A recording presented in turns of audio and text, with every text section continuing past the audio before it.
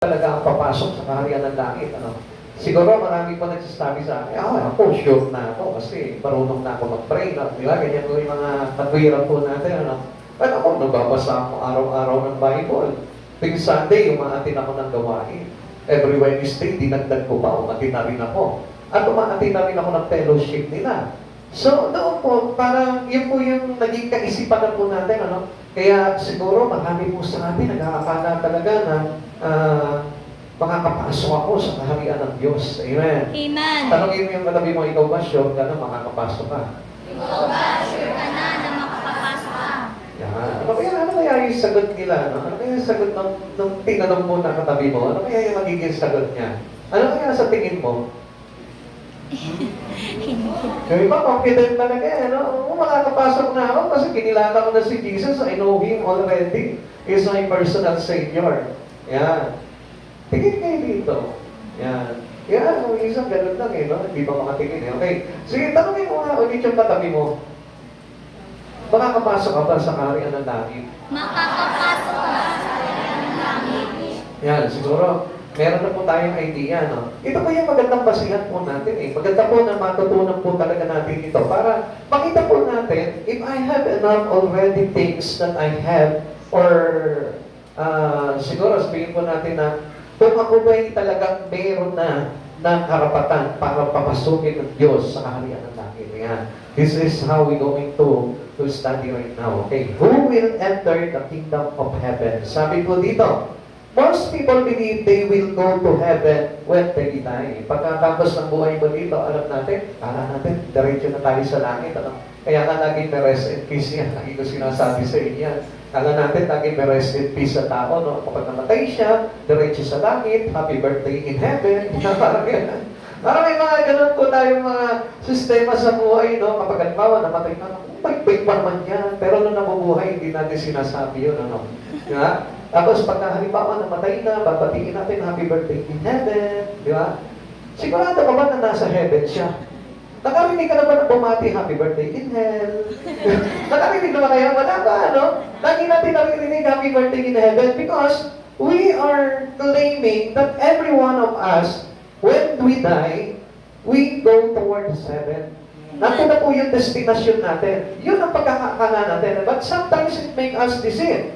Yung po yung parang tumadaya sa atin minsan eh. Kaya ako minsan, ayaw na natin gumawa sa Panginoon. Ayaw na natin ibigay ng todo, yung buhos ng todo yung buhay natin sa Panginoon. That's why we feel enough doing things spiritually with regards on our destination. Yan, kaya natin, okay na. Sabi ko dito, most people believe they will go to heaven when they die. Their hope is fostered by the comforting words of many preachers, priests, and rabbis. Yeah? Kung isang alam niyo, marami din po ngayon sa panahonan natin, hindi po natin namamalayan na pinipreach lang sa atin o binabahagi lang sa atin yung mga comforting words na kung saan parang itinatatag sa atin o tinataguyod sa atin na nagbibigay kaaliwan sa ating damdamin na tayo ay talagang sigurado ng makakapasok sa kaharian ng ating Diyos. Amen. So, ang akala po natin, talagang totally we receive already heaven in our life. Pero alam niyo, hindi sa ganito po nagtatapos po yan eh. Kaya sabi nga rin po dito, their hope is based upon the idea that heaven is for all believers or for those whose good works outweigh the bad. Yung ba parang ang ginagawa mo na, tinatabunan mo na ng kabutihan yung mga bagay. Akala natin, yun na yun. At as a believers of Christ Jesus, akala natin, okay, diretso na tayo. Pag namatay tayo, diretso na agad tayo sa langit. Yun ang akala po natin, ano? Pero hindi pa po pala dito sapat. At hindi pa pala dito nagtatapos yung ating journey para masiguro po natin na tayo po ay talagang papapasukin sa kaharian ng langit. Amen. But are such hope well-founded? Kung parang ito po ay parang itinatatak lamang po sa atin. So meaning, it is not assured. Amen? Amen. Ibig sabihin, pinapahayag sa atin na ganito, na kailangan maging mabuti tayo, kailangan gumagawa tayo sa Panginoon, kailangan binabahagi natin yung salita ng Diyos, kailangan tayong nagliligtas ng kaluluwa. Ito pa na pinatatag pa lang. But it doesn't mean that it is the assurance.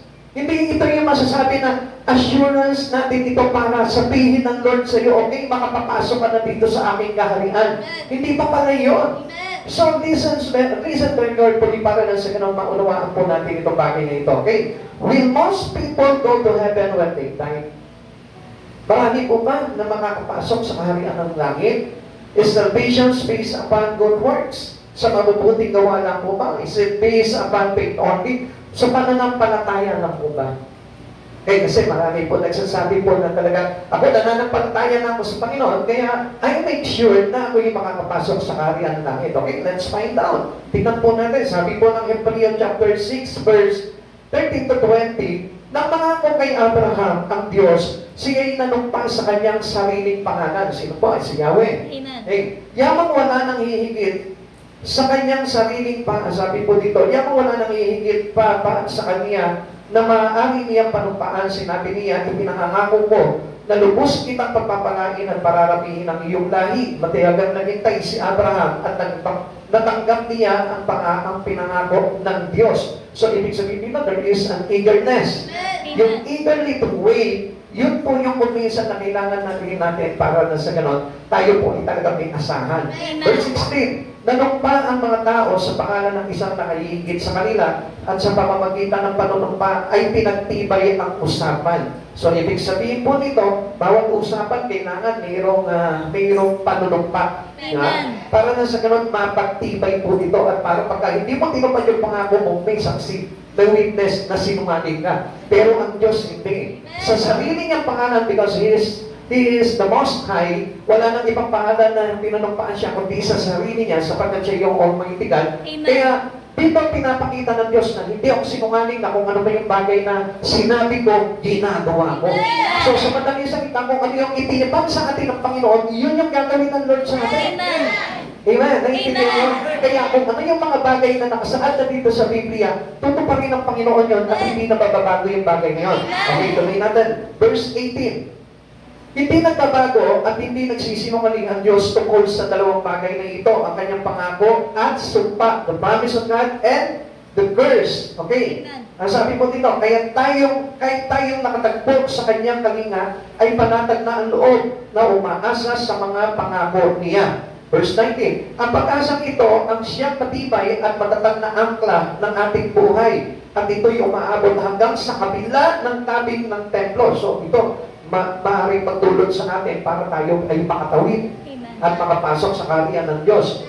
Hanggang sa dakong kabanal-banalan. Si Jesus ang naunang pumasok doon alang-alang sa atin at naging pinakapunong pari magpakailanman ayon sa pagkapari ni Melchizedek. Okay, kung titignan po natin dito, ano po ba yung pinakita ni Jesus dito? He set an example for us to lead us towards His kingdom. Amen. Yung pinakita nito si Jesus na ito, kung ano yung dapat na mangyari, kung ano yung dapat na gawin natin.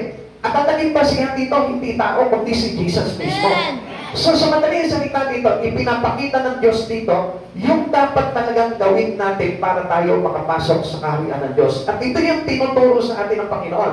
As His sermon on the Mount, Jesus gave some ominous warning. Mayroong makapabala si Jesus para na sa ganon, ma-aware tayo kung talagang tayo ba ipapapasukin sa kaharian ng langit. O baka mamaya, magkaroon po tayo tinatawag na sad surprise.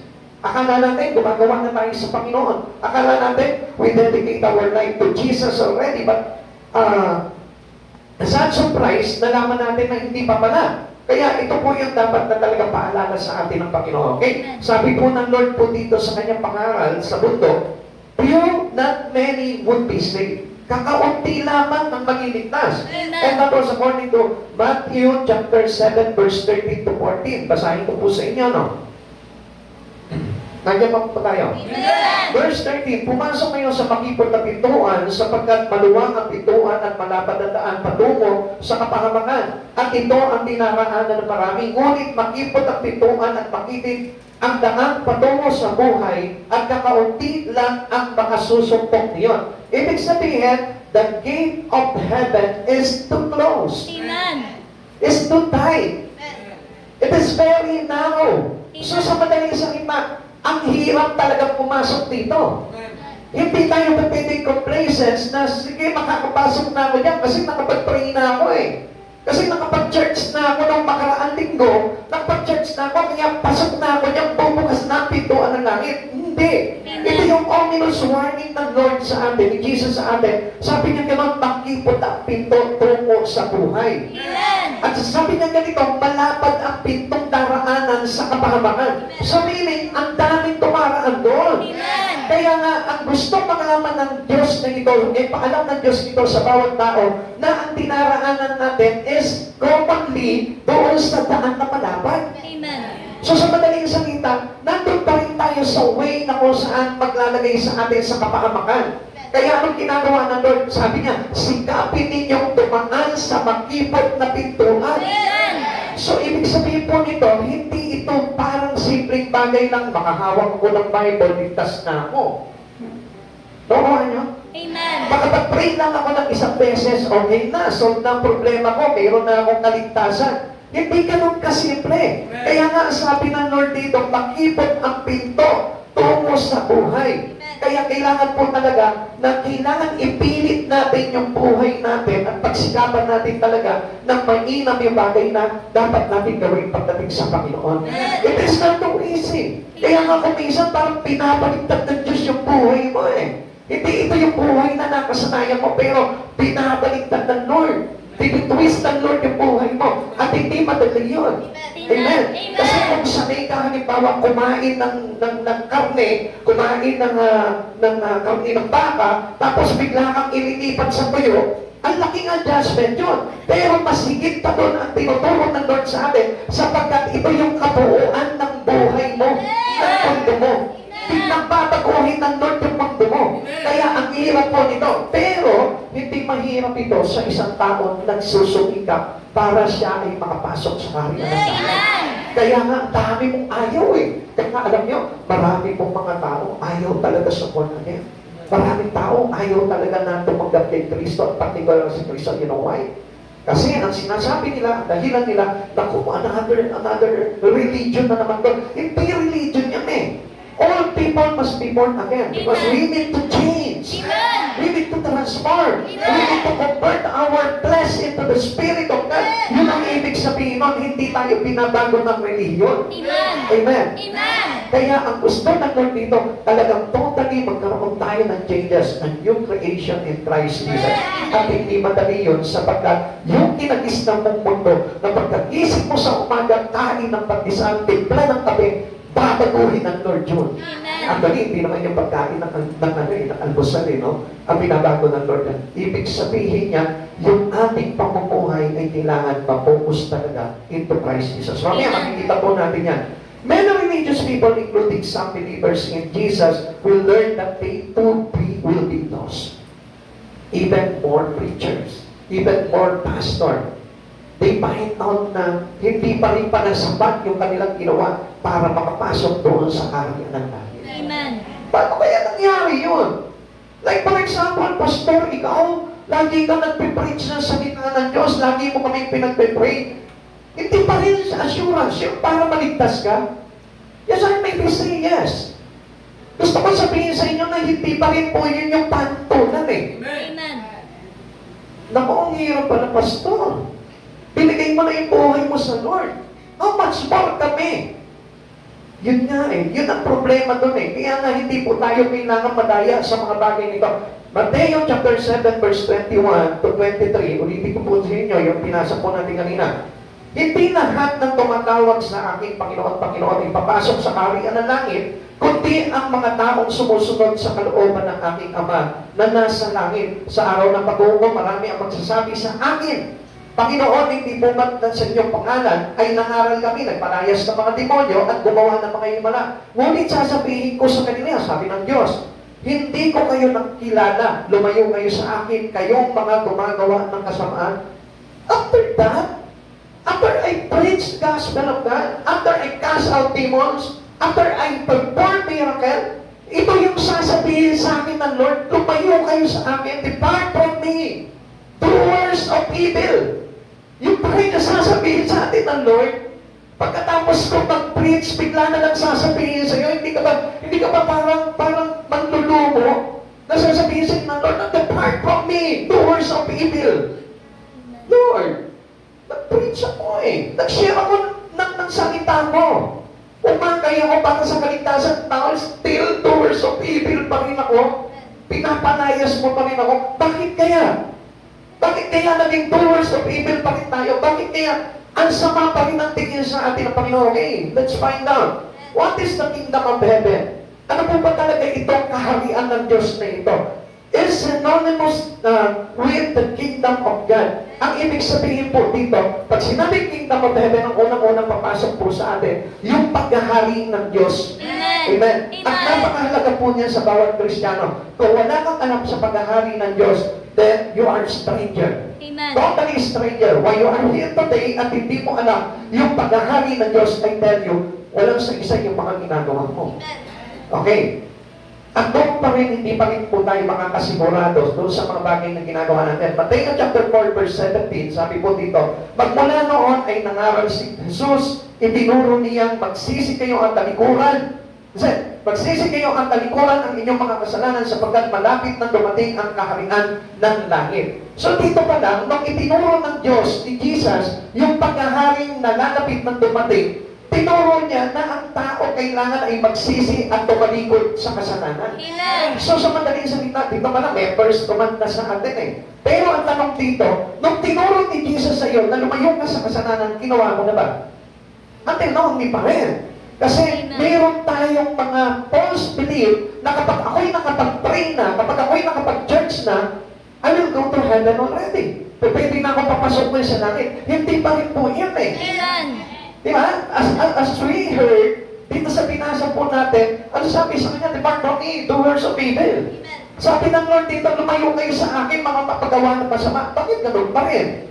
Samantalang itong mga tao na ito, obviously, naglilingkod sa Panginoon. Amen. Obviously, nag-share ng gospel. Obviously, nagpapadayan sa mga demonyo, gumagawa ng himala sa pangalan ni Jesucristo. Pero still, hindi pa rin sila nakikilala ng Panginoon. Amen. Tanungin mo nga yung katabi mo, ikaw kaya kilala na ng Diyos. Kaya kilala na ng Diyos. O tanungin mo na rin siya, ako kaya kilala na ng Diyos. Ako kaya kilala na ng O sige, pwede ko na rin ba kayong tanungin, ako kaya kilala na ng Diyos. So may mga question na dapat talaga natin unawain sa buhay po natin. Amen. Kasi kung hindi, sayang naman kasi nandito na tayo, baka mag-miss out pa natin yung talagang hinihiling sa atin ng Panginoon para tayo papasukin sa kaharian ng langit. Amen. Refers God, sabi po dito, refers God's kingship or rule from heaven. Pinapakita po dito yung kanyang paghahari. The kingdom of heaven is focus. Listen, the word focus. Focus in the person of Jesus Christ. Kaya kapag hindi mo dinikit talaga yung buhay mo kay Jesucristo, hindi po talaga tayo magkakaroon ng buhay na walang hanggan. And is especially manifested where He rules in the heart of men. At ito po ay makikita na nagmamanifest sa buhay ng isang tao. At yan ang kailangan paramdaman sa atin. Amen. Amen. Amen. It doesn't mean that you pray, you say. It doesn't mean that you attend service, you say. Hindi nangangahulugan na kapag ikaw nakapag-pray ka na, nakapagbasa ka ng Biblia, nakapag-church ka na, save ka na. Ang kailangan na makita sa atin is the persons of Jesus manifesting in a person. Amen. Yung makita talagang nagmamanifest sa buhay po natin si Jesucristo. Amen. Paano kaya ayon? Yun na naman yung another question natin. Paano yung pastor? Hindi ba pagkapag nagpe-pray ka na, nalalarawan na sa buhay mo si Jesus? Kaso nga, meron mga nagpe-pray, pero hindi pinagpe-pray yung kaligtasan ng kapwa. Meron mga nagpe-pray na hindi pinagpe-pray yung mga kaligtasan ng mga kapwa niya. Kundi meron mga nagpe-pray dahil gusto niya na maitanyag yung sarili niya.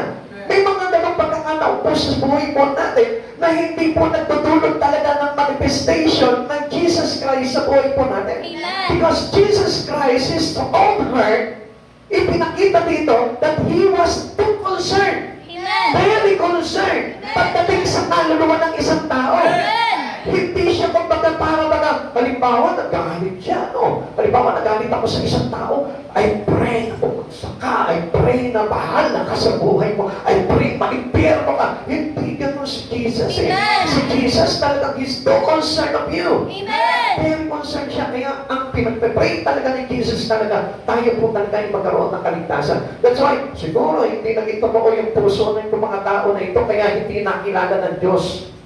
Kasi ang sabi ng Diyos, di ba ang sabi po niya sa Biblia, noong time na tinataboy po ng mga alagad, yung mga nangangaral, tungkol kay Kristo, ang sabi po nila, palalayasin po ba namin sila? Sasawayin po ba namin sila? Ang sabi ni Jesus, ang panig sa akin ay kais sa akin, di laban sa akin. At ang laban sa akin ay di kais sa akin. So sa madaling salita, ipinahihintulog naman pala ng Diyos kapag ikaw nangaral ka ng salita ng Diyos. But this time, bakit niya sinabi dito sa mga tao na ito, depart from me, doers of evil, kayong mapagawa ng masamang, lumayo kayo sa akin, kailan ba hindi ko kayo nakikilala? Bakit? Kasi mayroong bagay na ginawa sila na hindi talaga karapat-dapat na sabihin na si Jesus ang manifestation sa kanilang paggawa. Meaning, kapag gagawa ka, make sure that Jesus must manifested into your life. Amen. Pag gumawa ka sa Panginoon, okay, dito tayo tumingin. Kapag gumawa ka sa Panginoon, kailangan yung manifestation ng Espiritu ni Jesus ay talagang nararamdaman sa iyo. Amen. Amen. Amen. Oh, likewise, ganito po yan. Okay, as a pastor, halimbawa I put discipline in this church. Tapos makikita nyo, ako mismo walang disiplina. Do you feel that Jesus is in me? Hindi mo masasabi na nasa iyo si Jesus kung ikaw mismo hindi naglalarawan ng tunay na kaanyuan ni Jesus. Amen. Amen. Amen. That's why, kailangan talaga nakapokus po tayo sa paghahari na sa kaharian ng langit ay nakapokus kay Jesus Christ. Amen. So sa madali salita, kung naglilingkod ka sa Panginoon, dapat ang buhay mo ay nakapokus kay Kristo. Amen. Even though some things that fails into your life, still your life must be focused on Christ. Kahit na sabihin mo na naglalaglagan na lahat ng mga bagay na ginagawa mo sa buhay, still your focus is in Christ. Kahit sabihin mo nagpapaksakan na yung iyong anak buhay na nalagas na iyong mga alaga o sabihin namin lahat ng mga pinagkukuhanan mo ng resources mo na wala na sa buhay mo, still kailangan ang focus mo pa rin ay kay Kristo. Kaya nga kung minsan, alam nyo, hindi ino-honor ng Lord ang paggawa ng isang tao. You know why? Alam niyo kung bakit? Kaya nga sabi niya, cannot be saved into your good works. Kung bakit hindi nakabase ang Diyos doon sa good works ng isang tao? Kasi kapag hindi nakamanifest sa buhay niya at hindi nakapokus kay Christ yung mga bagay na ginagawa niya, it is absolutely not for Jesus. Amen. Naintindihan natin? Amen. Kahit na gumawa ka ng gumawa sa Panginoon, kung hindi ang focus mo sa iyong pagtatangi na makarating sa kaharian ng Diyos ay wala kay Kristo, I tell you, there's something wrong. At hindi po iyon ang katotohanan ng talagang totoong makakapasok sa kalangitan. Amen. Amen. Amen. Amen. Amen. Makikita mo sa isang tao na pinagaharian siya ni Yeso Kristo kapag ang buhay niya ay talagang nakapokus kay Christ. Amen. Ako, ang hirap ng pastor. Talagang mahirap po yun. Kasi most of us here in this room, hindi talaga focus kay Kristo. Tama mo ba nun? Amen. Even I sometimes, alam niyo, nawawala ako kung minsan kay Christ eh. Pero, ang pinakamaganda dito, ibalik mo agad yung buhay mo. Amen. Pag medyo nasa-set apart ka or nagkakaroon ka ng distansya kay Kristo, balik ka agad. Amen. Kung magpapahintulutan na tuluyan ang lumayo kay Christ. Listen to this, people of God. Ang dami sa atin hindi talaga focus kay Christ. Aminin po natin yan. Amen. Sana all lahat nakapokus kay Kristo. Sana all may puso kay Kristo. Sana all talagang tapat kay Kristo. Amen. Yun po kailangan kasi natin eh. Na talagang kailangan daw talaga nakapokus tayo kay Kristo. Amen. Kasi doon maitatatak sa atin pagharap natin sa Panginoon that I knew you. Sasabihin sa ng Diyos, kilala kita. Sapagkat nasa sa iyo ang Espiritu ng ating anak. Amen. Amen. Okay, ituloy po natin, Lucas chapter 17, verse 20 to 21. Nakikinig po ba tayo? Amen. Minsan si Jesus ay tinanong ng mga Pariseo kung kailan darating ang kaharian ng Diyos. Tingnan niyo po yung mga Pariseo. Alam natin, the Pharisees are hypocrite.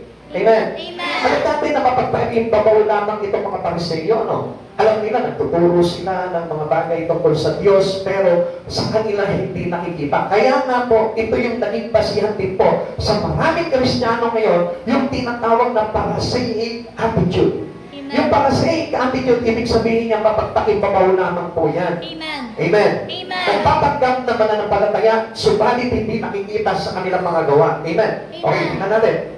Minsan si Jesus ay tinanong ng mga Pariseo kung kailan darating ang kaharian ng Diyos. Sumagot siya, walang makikitang palatandaan ng pagdating ng kaharian ng Diyos at wala rin magsasabing narito na o naroon sapagkat ang kaharian ng Diyos ay nasa inyo.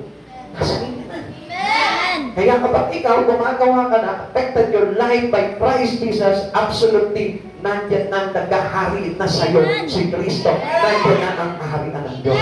So dito pa lang makikita na sa iyo, mailalarawan na, o makikita na, o matatrace na sa buhay ng isang tao kung nandun na siya sa kaharian ng Diyos. Amen. Amen. Even though nandito tayo. Kaya nga, alam niyo po, minsan pinapakita po sa atin yung sinasabi po ng Biblia na tayo ay isusubo niya sa gitna ng mga asong gubat. Ano ba ang nilalarawan nito? Alam natin na yung mga asong gubat ay naglalarawan sa mga tao na walang pananampalataya sa Diyos. Mababangis, mapaggawa ng masama. At tayo, bilang tayo isinugo ng Diyos, bilang kanyang mga tupa, ano bang sabi sa atin? Be wise like a serpent and gentle like a dove. Tayo maging matalino katulad ng ahas at maging mahinahon. Amen. So, ibig sabihin, di ba yung para pag-daskol tayo ng gawa, ay gusto ko gawin to. Hindi mo nakikita, nakakapagpalayo na pala sa iyo sa Panginoon. Ay, gagawin ko to. Pero hindi mo nakikita, ikaw pala ay sineseparate na sa Lord ng bagay na yon. Amen. Kaya nga, be wise. Kailangan isipin natin kung ito ba ay makakapaglagay sa atin sa kapahamakan para hindi tayo makapasok sa kaharian ng Diyos. O ito ba ay maglalagay sa atin para tayo ay tuluyang makapag-focus kay Kristo at makapasok sa kaharian ng Diyos pagdating ng araw. Amen. Para kanino po ba ito? Itong kaharian ng Diyos na ito. Para kanino po ba nakikita itong bagay na ito? To those who walk in the Spirit of Jesus. Amen.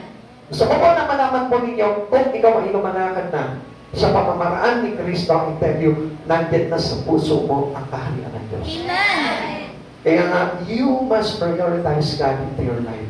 We must focus. Pag sinabing focus, meaning your priority in life is no other than but Christ Jesus. Amen. Focus on Christ, meaning He is your priority. Amen. Amen. Hindi ka pa pwedeng sabihin mo, focus ako sa iyo. Ikaw yung tinitignan ko palagi, pero ang mata mo nandun. Amen. Amen. Subukan nyo, sige, focus kayo sa akin, pero huwag niyo akong tignan. Baka kapag-focus ka kaya, Hindi. that means, sige, totoo lamang po, bigyan po tayo. Pumokus kayo sa sinasabi ko, pero huwag mo akong tignan. Tignan mo kung makakapag-focus ka na maayos. Hindi. Kaya nga kapag ikaw ay nakapokus, dapat nakatingin ka kay Kristo. Pag ikaw priority mo si Kristo, kailangan ang focus mo ay nasa Kanya. Pero mayroon po bang tao na nakapokus kay Kristo, pero iba naman yung priority in life niya? No one, hindi mo pa pwede. Amen. It cannot be allowed to us by God. Kaya nga sabi niya, huwag kang magkaroon ng dalawang Panginoon. There is only one Master in our life. Kung si Jesus, kung ang mundo, mamili ka. Kaya ang gusto ng Lord sa atin, we must fix our eyes to Christ Jesus, the author and finisher of our faith. Kailangan siya yung pasimula at maging wakas ng buhay ng isang tao. Huwag kang bibitiw. Amen. Sapagkat ang gusto ng Panginoon talaga sa atin, pakita niya talaga, if His Son is your priority. Amen. Pakita mo sa Kanya, para na sa Panginoon, pagdating ng araw, hindi tayo mapapaya sa harapan ng Panginoon. Kahit na hindi mo na sabihin na nag-pray ako, Lord, nagbasa ako ng Biblia, araw-araw, Lord, at ngayon sasabihin mo sa akin, papag-ibabaw, papagawa ng masama. Hindi na sasabihin sa iyo ng Lord yung kung totoo na ang priority at nakikita sa puso mo ay walang ibang kundi yung Kanyang bugtong. Amen. The kingdom of heaven is spiritual nature. Kaya nga, alam niyo po ba, ang paggawa po natin sa mga bagay na ito is not the spirit and not the flesh. Do not apply these things in flesh and do something with regards on your flesh only. Pag nagpa-pray ka, sikapin mo na gawin mo sa Espiritu. Amen. Pag nag-church ka, sikapin mo na gawin mo sa Espiritu. Pag nakikipag-fellowship ka, nag-worship ka, sikapin mo na gawin sa Espiritu, not in your flesh. Amen. Paano po ba yun? Tama, nag-worship ka, pero nahihiya kang itaas yung kamay mo, nahihiya kang kumanta na malakas. Bless mo yun. Nahihiya eh. The words nahihiya, yung salitang nahihiya ay naglalarawan na lamang sa iyo ang katawan. Amen. Amen. Amen. Pero, out of shame, kapag gumawa ka sa Panginoon na kahit na tumulo pa yung sipot mo, tumansik yung laway mo, kakapuri sa Panginoon, you don't mind it, basta magparangalan mo ang Diyos sa buhay mo, I tell you, you walk into the Spirit of Jesus. Amen. Amen. Tandaan natin, hindi tayo makakarating sa kaharian ng Diyos at hindi tayo maghaharian ng Panginoon kung tayo ay nananatilig sa naman. Kaya nga sabi ko po sa inyo, your life must getting into upside down. Amen. So sa madaling salita, sabi ko sa inyo, babalik na rin talaga ang mundo natin.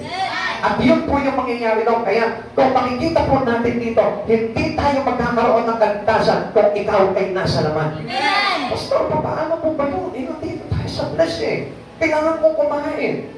Kailangan kong magbihis. Kailangan kong uminom ng vitamins para lumakas ako. Hindi naman pinagbawal yung mga bagay niyon. Kaya lang ang gusto ng Lord, we must learn how to walk in the Spirit of Jesus. Gusto niya na matutunan natin yon and we must apply it into our life. Amen. Kasi kung hindi po natin i-apply yung mga bagay sa spiritual, paano po tayo ma-convert ng Lord? Kaya nga, ang new creation.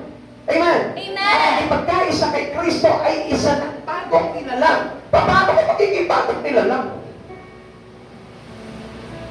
Tanongin ko po ngayon, paano ko magiging bagong nilalang? Hindi naman mababago ito naman eh. Amen. Ang ibig sabihin niya, it convert your spirit into the Spirit of Jesus. Yun po yung sinasabi doon na kapag pinanganak ka sa laman ay laman, pinanganak sa Espiritu ay Espiritu. Kaya nga kailangan po na tayo po ay nakafocus into Christ Jesus. Amen. At ang usapan na yun ay usapang espiritual. Ngayon, nandito ka, hindi po ito usapang laman. Na kahit sabihin mo na nanghihingi ka ako, pastor, naglalambot ako kasi hindi ako kumain kanina, still, continuing to worship God by your spirit. Because sometimes, alam niyo ba, why God doesn't allow us into flesh? Kasi ang flesh ay mahina. Kasi ang flesh ay distractions toward the spiritual kingdom of Jesus. Amen. Sa madaling salita, ito ang umakad lang sa atin. Because this flesh is attracted to sin. Amen. This flesh is attracted and allured to the things in the world. Yan po yung madalas na akitin ng sanlibutan, hindi naman yung espiritu mo eh. Amen. Amen. Okay, basahin po natin. Romans chapter 14 verse 17, sapagkat ang paghahari ng Diyos ay hindi tungkol sa pagkain at inumin. Amen. Amen. Ito ay tungkol sa matuwid na pamumuhay, kapayapaan, kagandahan at ipinagkakaloob ng Espiritu Santo. Yung parang alam niyo po yung contentment in life. Yung kapag halimbawa kahit na walang-wala ka pero masaya ka, may kapayapaan ka, alam niyo po ba na nasa-sleeping ka ng Spirit of God?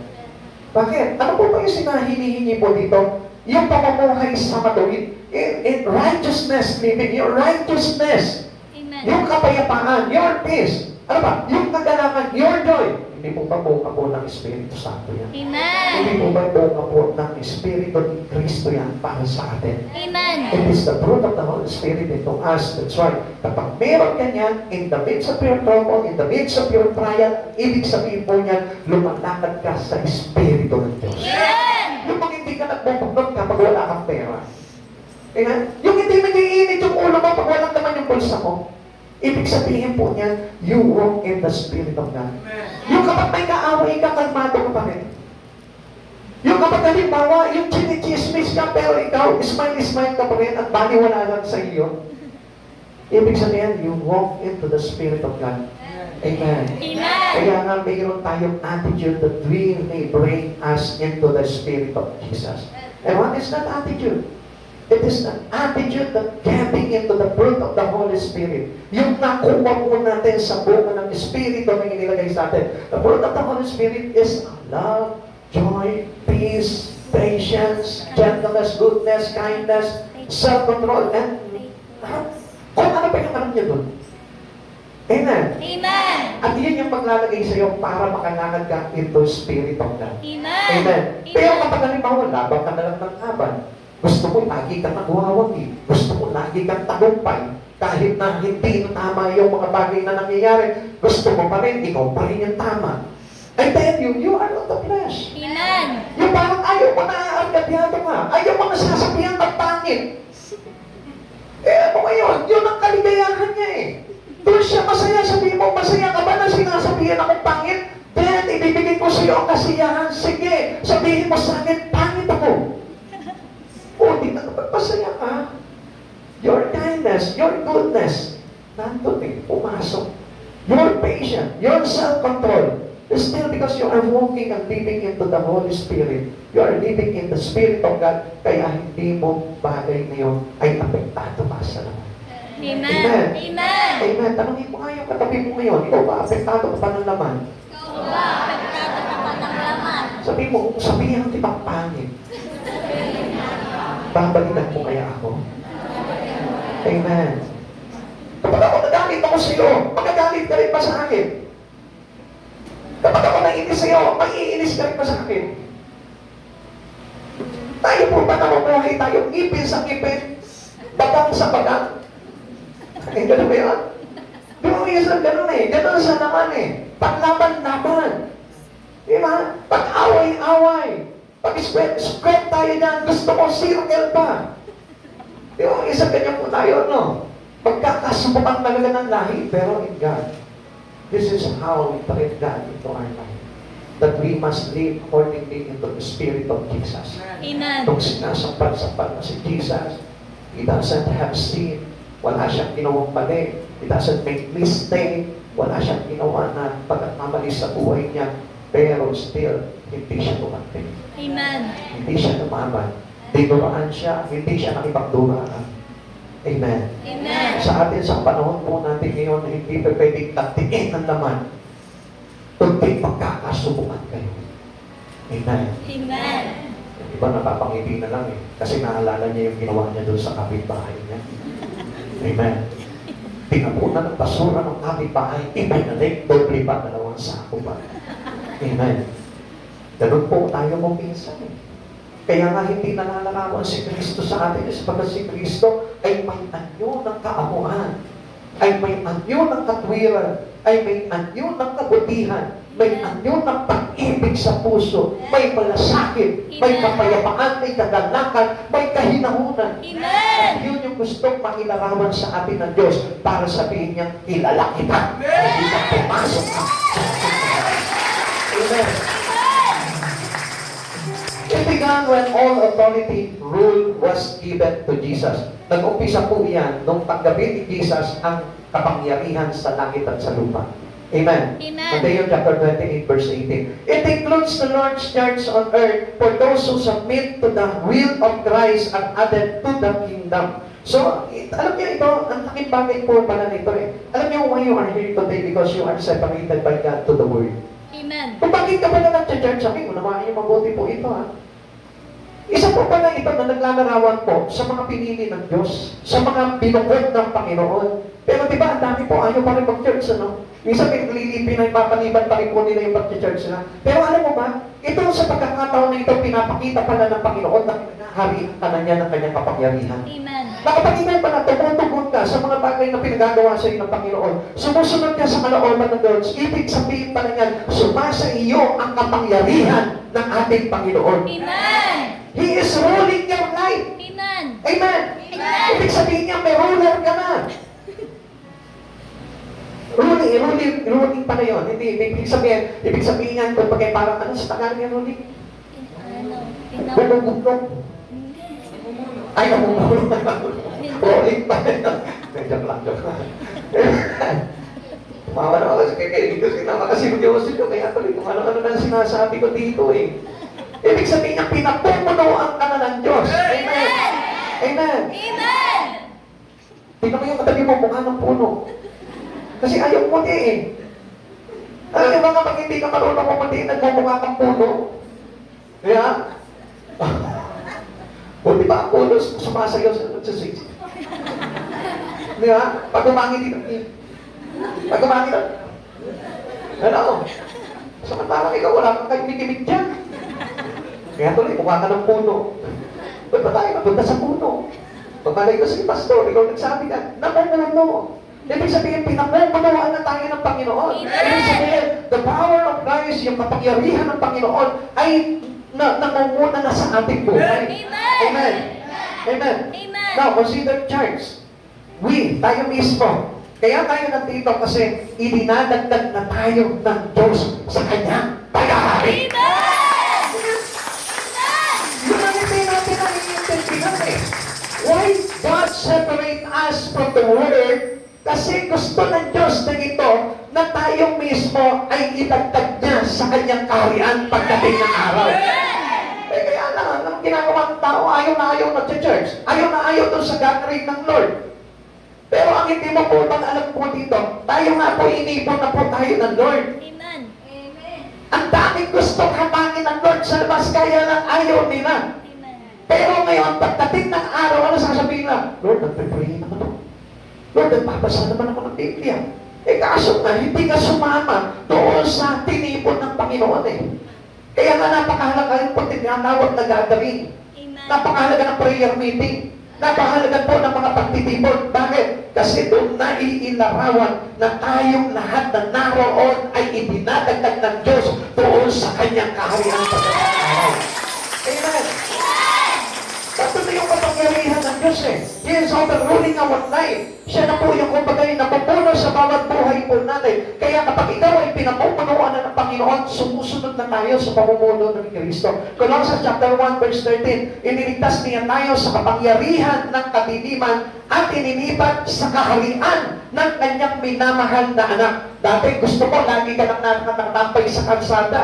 Dati gusto mo, nandun ka lang sa sanlibunan. Pero ngayon, hindi lang linggo ang ibinibigay mo sa church mo, kundi halos araw-araw na nag-church ka. Bakit? Kasi nga, inipat ka na ng Lord doon sa Kanyang kaharian. Amen. Amen. Amen. Kasi hindi naman pwede, halimbawa, nagtungi na tayo agad ng Lord eh. There is always a perfect time for God. Amen. Kaya ang ginagawa ng Lord, tinitipon niya muna yung kanyang mga pinili, yung kanyang mga sineseparate, para na sa ganon hindi na apektuhan ng mundo. Kaya nga tayo tinuturuan para ang buhay po natin ay talaga patuto sa akwiro ng ating Panginoon na tumaad sa Espiritu ng kanyang buntong na anak ng ating Panginoong Jesucristo. Kaya alam niyo po ba kung anong nilalarawan ng Diyos sa mga church po ngayon? Okay, sabihin na po natin, tayo bilang mga church niya, for us to be recognized as transferred to His life. Kaya ka nandito ngayon kasi pinagliwanag na ng Diyos yung buhay mo. Amen. Linipat ka ng Diyos sa kaliwanagan. Ibig sabihin niya, you are now being transferred to His kingdom. Amen. So sa madaling salita, itinagdag ka na doon sa kanyang kaharian. Amen. Ayaw mo ba na? Gusto, Ayaw mo ba na? gusto ko. Diba kung isa parang ayaw-ayaw pa natin eh. Nagre-reklamo pa tayo, hirap-hirap naman po manig doon sa church na yun eh. Ano gusto mo? Paakyat o pababa? Ito, hindi ka mahihirapan talaga. Kaya nga sabi kanina, makipot ang pinto tungo sa buhay. At malapad ang pinto na yung daraanan tungo mo sa kapahamakan. So sa madaling salita, madaling pagpadausdos papunta sa impyerno. Ngayon, kung nagre-reklamo ka, masakit ang tuhod mo pag dito sa church na ito, I tell you, mas higit na magreklamo ka pag dumaustos ka papunta ang impyerno. Amen? Amen. Amen? Amen. Tanongin mo yung katabi mo ngayon, anong gusto mo, mahirapan ka sa pag-akyat? Anong O gusto mo? tutunas ka, dire-diretso? Anong gusto mo? Mahirapan ka sa pag-akyat o dire-diretso? O di ba, mas mahirap yun? Relax ka nga, nandong i-slide ka na. Eh, pagbagsak ko naman doon, aray ko tiyak, aray ko nanay, aray ko tatay.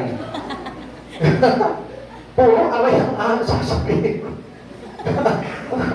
Aray ko nanay, aray ko tatay. Mapasayaw ka na, aray ko mambo. Yeah? Hello? Amen. Jesus is talking about who will enter the kingdom in its future aspect. Ang sinasabi kasi ng Diyos po dito, ikaw na idinagdag sa kanyang iglesia, sa kanyang church, Ibig sabihin yan, idinadagdag ka sa kaharian ng Diyos. Amen. Of which He spoke on other occasion. Ano sabi po dito? Tingnan po natin sa Mateo chapter 25 verse 31 to 34. Pakinggan nyo mabuti ha. Ito po yung sinasabi ko po sa inyo. Mateo chapter 25 verse 31 to 34. Okay, nandiyan na po ngayon. Amen. Tingnan niyo po mabuti po ito ha, kung ano yung pinapakahulugan sa atin ng Panginoon po dito, kung bakit nandito po kayo, hinihilang po kayo dito. Darating ang anak ng tao bilang hari, kasama ang lahat ng anghel, at luluklok sa kanyang paringal ng trono. Sa panahon iyon, matitipon sa harapan niya ang lahat ng tao. Listen, ha? Matitipon sa kanyang harapan ang lahat ng tao. Sila'y pagpupukod-pukurin niya tulad ng ginagawa ng pastol sa mga tupa at sa mga kambing. Ilalagay niya sa kanyang kanan ang mga tupa at sa kaliwa ang mga kambing. At sasabihin ng hari sa mga nasa kanan, "Hali kayo at mga pinagpala ng aking ama, pumasok na kayo manirahan sa kahariang inihanda para sa inyo mula pananglikhain ang sanlibutan." Sabi po dito, there is a separation. Amen. Pinili tayo ng Panginoon kung bakit nandito kayo ngayon. Na dahil sa pagdating ng araw, pag dumating ang hari, dumating si Kristo, tayong lahat ay titipunin niya. Amen. Ikaw na narito ngayon. Ikaw na pala church. Ikaw na pala samba. Ikaw na pala palalingkod sa Panginoon. Kasama ka na titipunin ng Diyos pag pumarito ang Panginoon. Amen. O hindi ba napakaganda? O ngayon, pag sinabi ng Lord, halika dito, dito ka sa kanan ko. O ikaw naman, dito ka sa kaliwa ko. Saan mo gusto? Kaliwa, kanan. Kanan. Kanan, kasi yung mga tupa, doon niya nilagay sa kanan. At yung mga kambing doon nilagay sa kaliwa. Amen. Amen. Kaya ka nga nandito ngayon eh. Kasi kinakanan ka na nandun. Amen. Kaya ka nag-church kasi kinakanan ka nandun. Amen. Kaya ka pumupunta, dumadalo sa mga gawain ng Panginoon kasi kinakanan ka na nandun. Ibig ko sabihin, ipinipilang na tayo ito. Okay. Ano sa English ng kanan? Ha? Right. So, meaning, you consider to be a righteous for Him. Diba? Kaya tayo nilagay sa kanan. So, meaning, hindi sa kaliwa. Pag sinabing left, o hindi sa kaliwa, left. O pag sinabing left, iwan. Hindi ba alam niyo? Kasi pag sinabing left, ano? Tira. Tira ka na lang. O gusto mo ba yun? Ano gusto mo? Kanan, kaliwa? Kanan. O kaya manatili kayo sa ating Panginoon. Amen. Amen. Amen. Who are those people? Yan na naman ang tanong. Sino ba itong mga tao na ito? Sila po yung may tinatawag na persevere, waiting, not to be ceased. Sila po yung nananatili at hindi nagsasawa. Amen. O tanongin mo yung katabi mo, nagsasawa ka na ba? Nagsasawa ka na ba?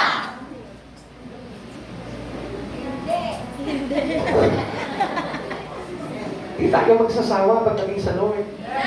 Tanongin mo sa Kanya, nagsasawa ka pa talaga. Nagsasawa ka talaga. Kahit na anong danasin mo, hindi ka magsasawa. Praise the Lord. Amen. Kasi kahit na ano pa yung pagdaanan mo sa buhay na ito, basta lagi mong isipin, you are on the right side of God. Amen. Pinili tayo ng Panginoon at ibinilang tayo bilang mga tupa at pagdating ng araw, idadagdag tayo ng Panginoon sa kanyang kaharian. Amen. This is how we'll see.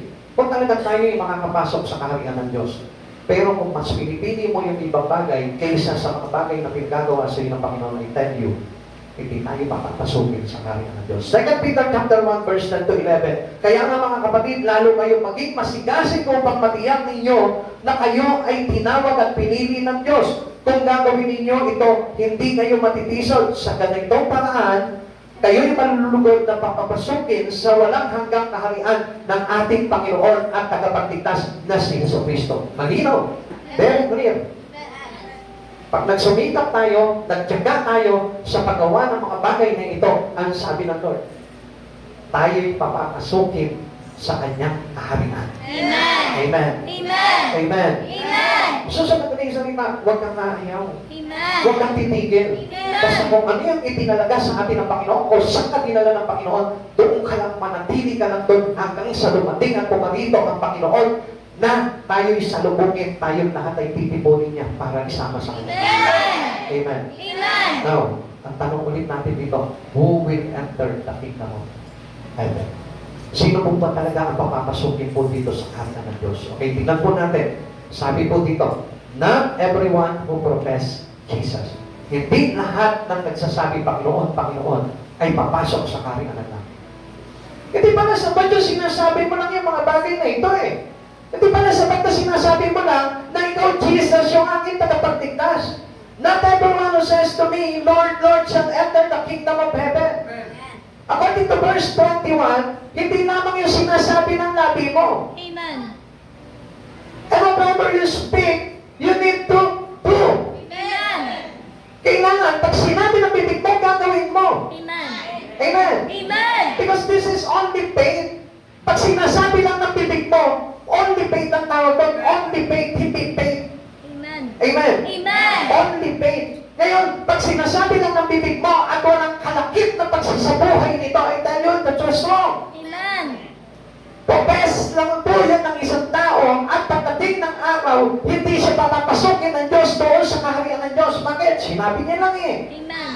Ang gusto talaga ng Lord, mabago yung buhay mo. Kaya kung hindi mo gagawin yun, hindi magkakaroon ng pagbabago ang buhay mo. Kahit alam mo ng buo ang Biblia, kung hindi mo isasabuhay ang Biblia, I tell you, there is something change or walang bagay na mababago sa buhay mo at hindi tayo tatanggapin ng Diyos mo sa kanyang kaharian. Amen. Amen. Amen. Malinaw po ba yun? Amen. Hindi lang sinasabi, kundi ginagawa at ipinabubuhay. Kaya nga sabi po dito, if you are focused on Christ, the manifestations of His Spirit is in you. Makikita. Amen. Malalarawan sa buhay mo, mararamdaman at makikita kung paano ka mabuhay sa mundong ito. Yung bang malalarawan sa buhay mo si Kristo. Amen. Amen. Amen. Some who teach that as long as one believe in Jesus, they will be saved. Ganyan po yung karamihan eh. Basta malampalataya ka lang kay Yeso Kristo, maniligtas ka. Pero ano po ba sabi po dito, that salvation is by faith only. Nananampalataya nga na.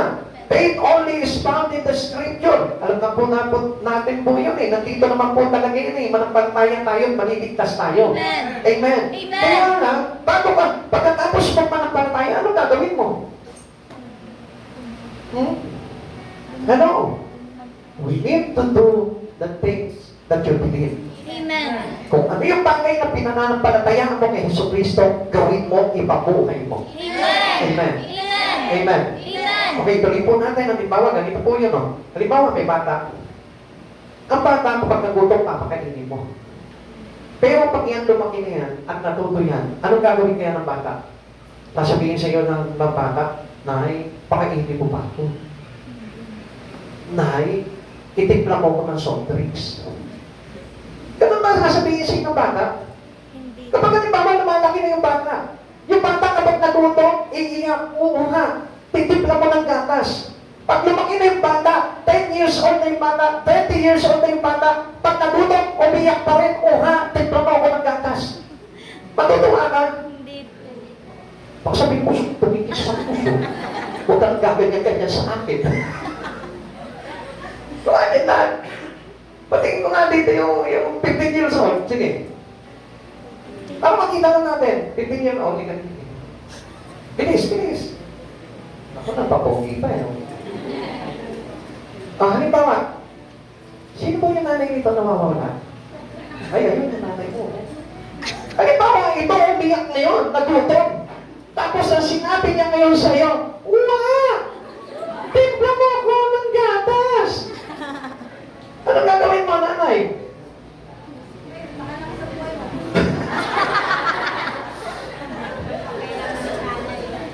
Pagka pumunta ka sa kusina, may pagkain doon, kumain ka. Di ba? Hindi ka na matutuwa kapag halimbawa, inutusan ka pa eh. Amen? Amen. Maliban lang kung kusintudor kang nanay. Ha?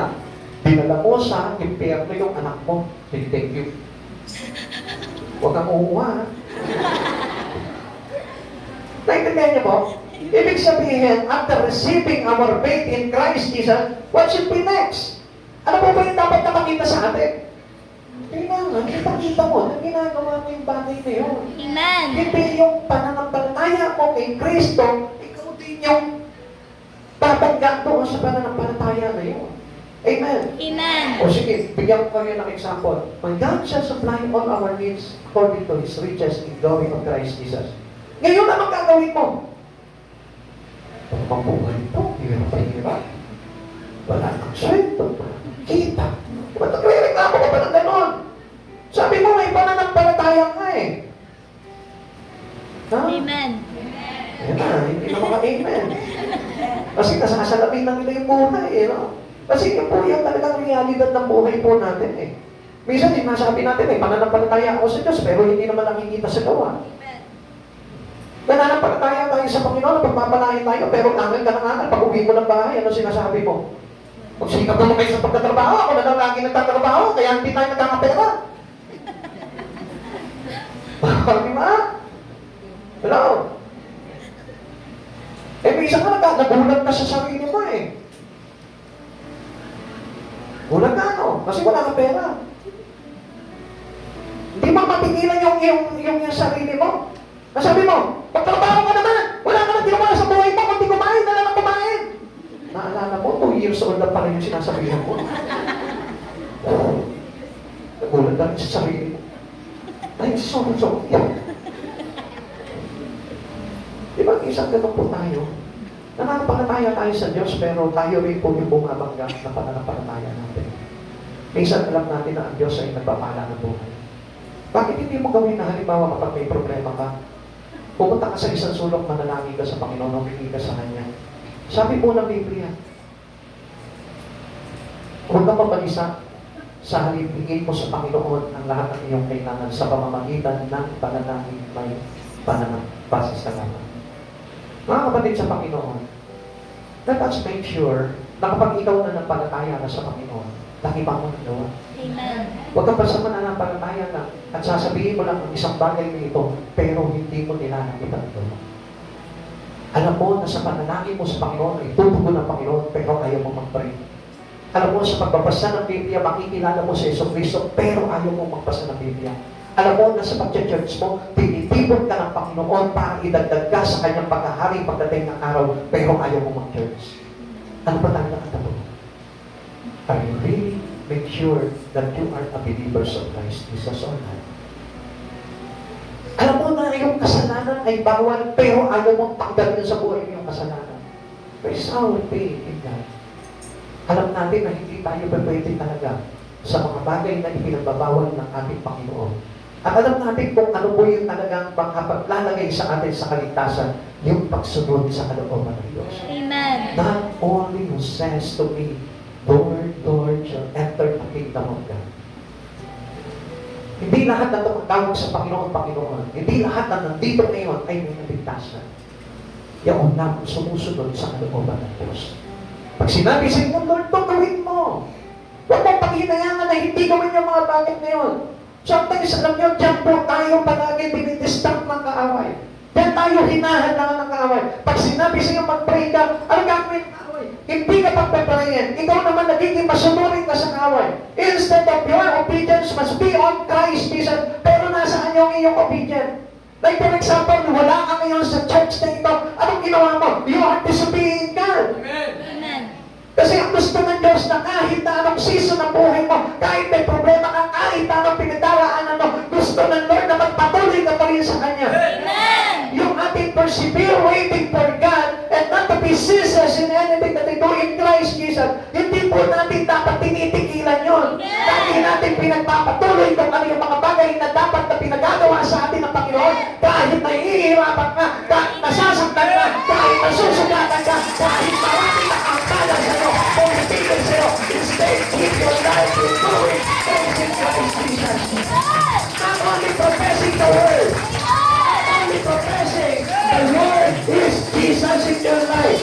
Hindi na po sinasambit ng natin yung mga bagay na yun, kundi talaga ipinapahayag ng buong katauhan at sa buong paggawa mo, nakikita sa iyo at nilalarawan yung totoong natutunan mong pananampalataya kay Kristo.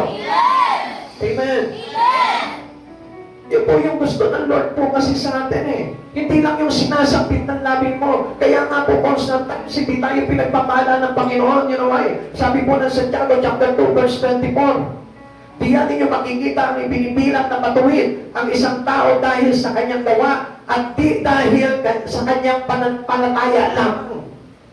Pinalakipan ng gawa yung mga bagay na pinapanampalatayaan natin. Pag ikaw umistap ka lang sa pananampalataya mo at hindi mo sinundan ng gawa, ay dahil hindi po yung kinalulundan ng Panginoon. Amen.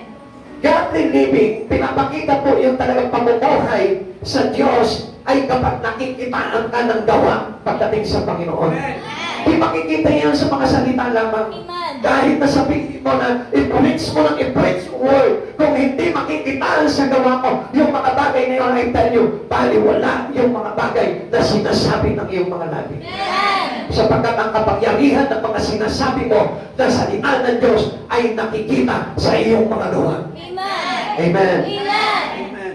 Amen. Kaya nga kung minsan, sa panahon po natin ngayon, minsan nagsasabi po sila na sila'y mga lingkod ng Diyos, naglilingkod sa Panginoon. Pero yung kababahan ng loob, hindi mo makita.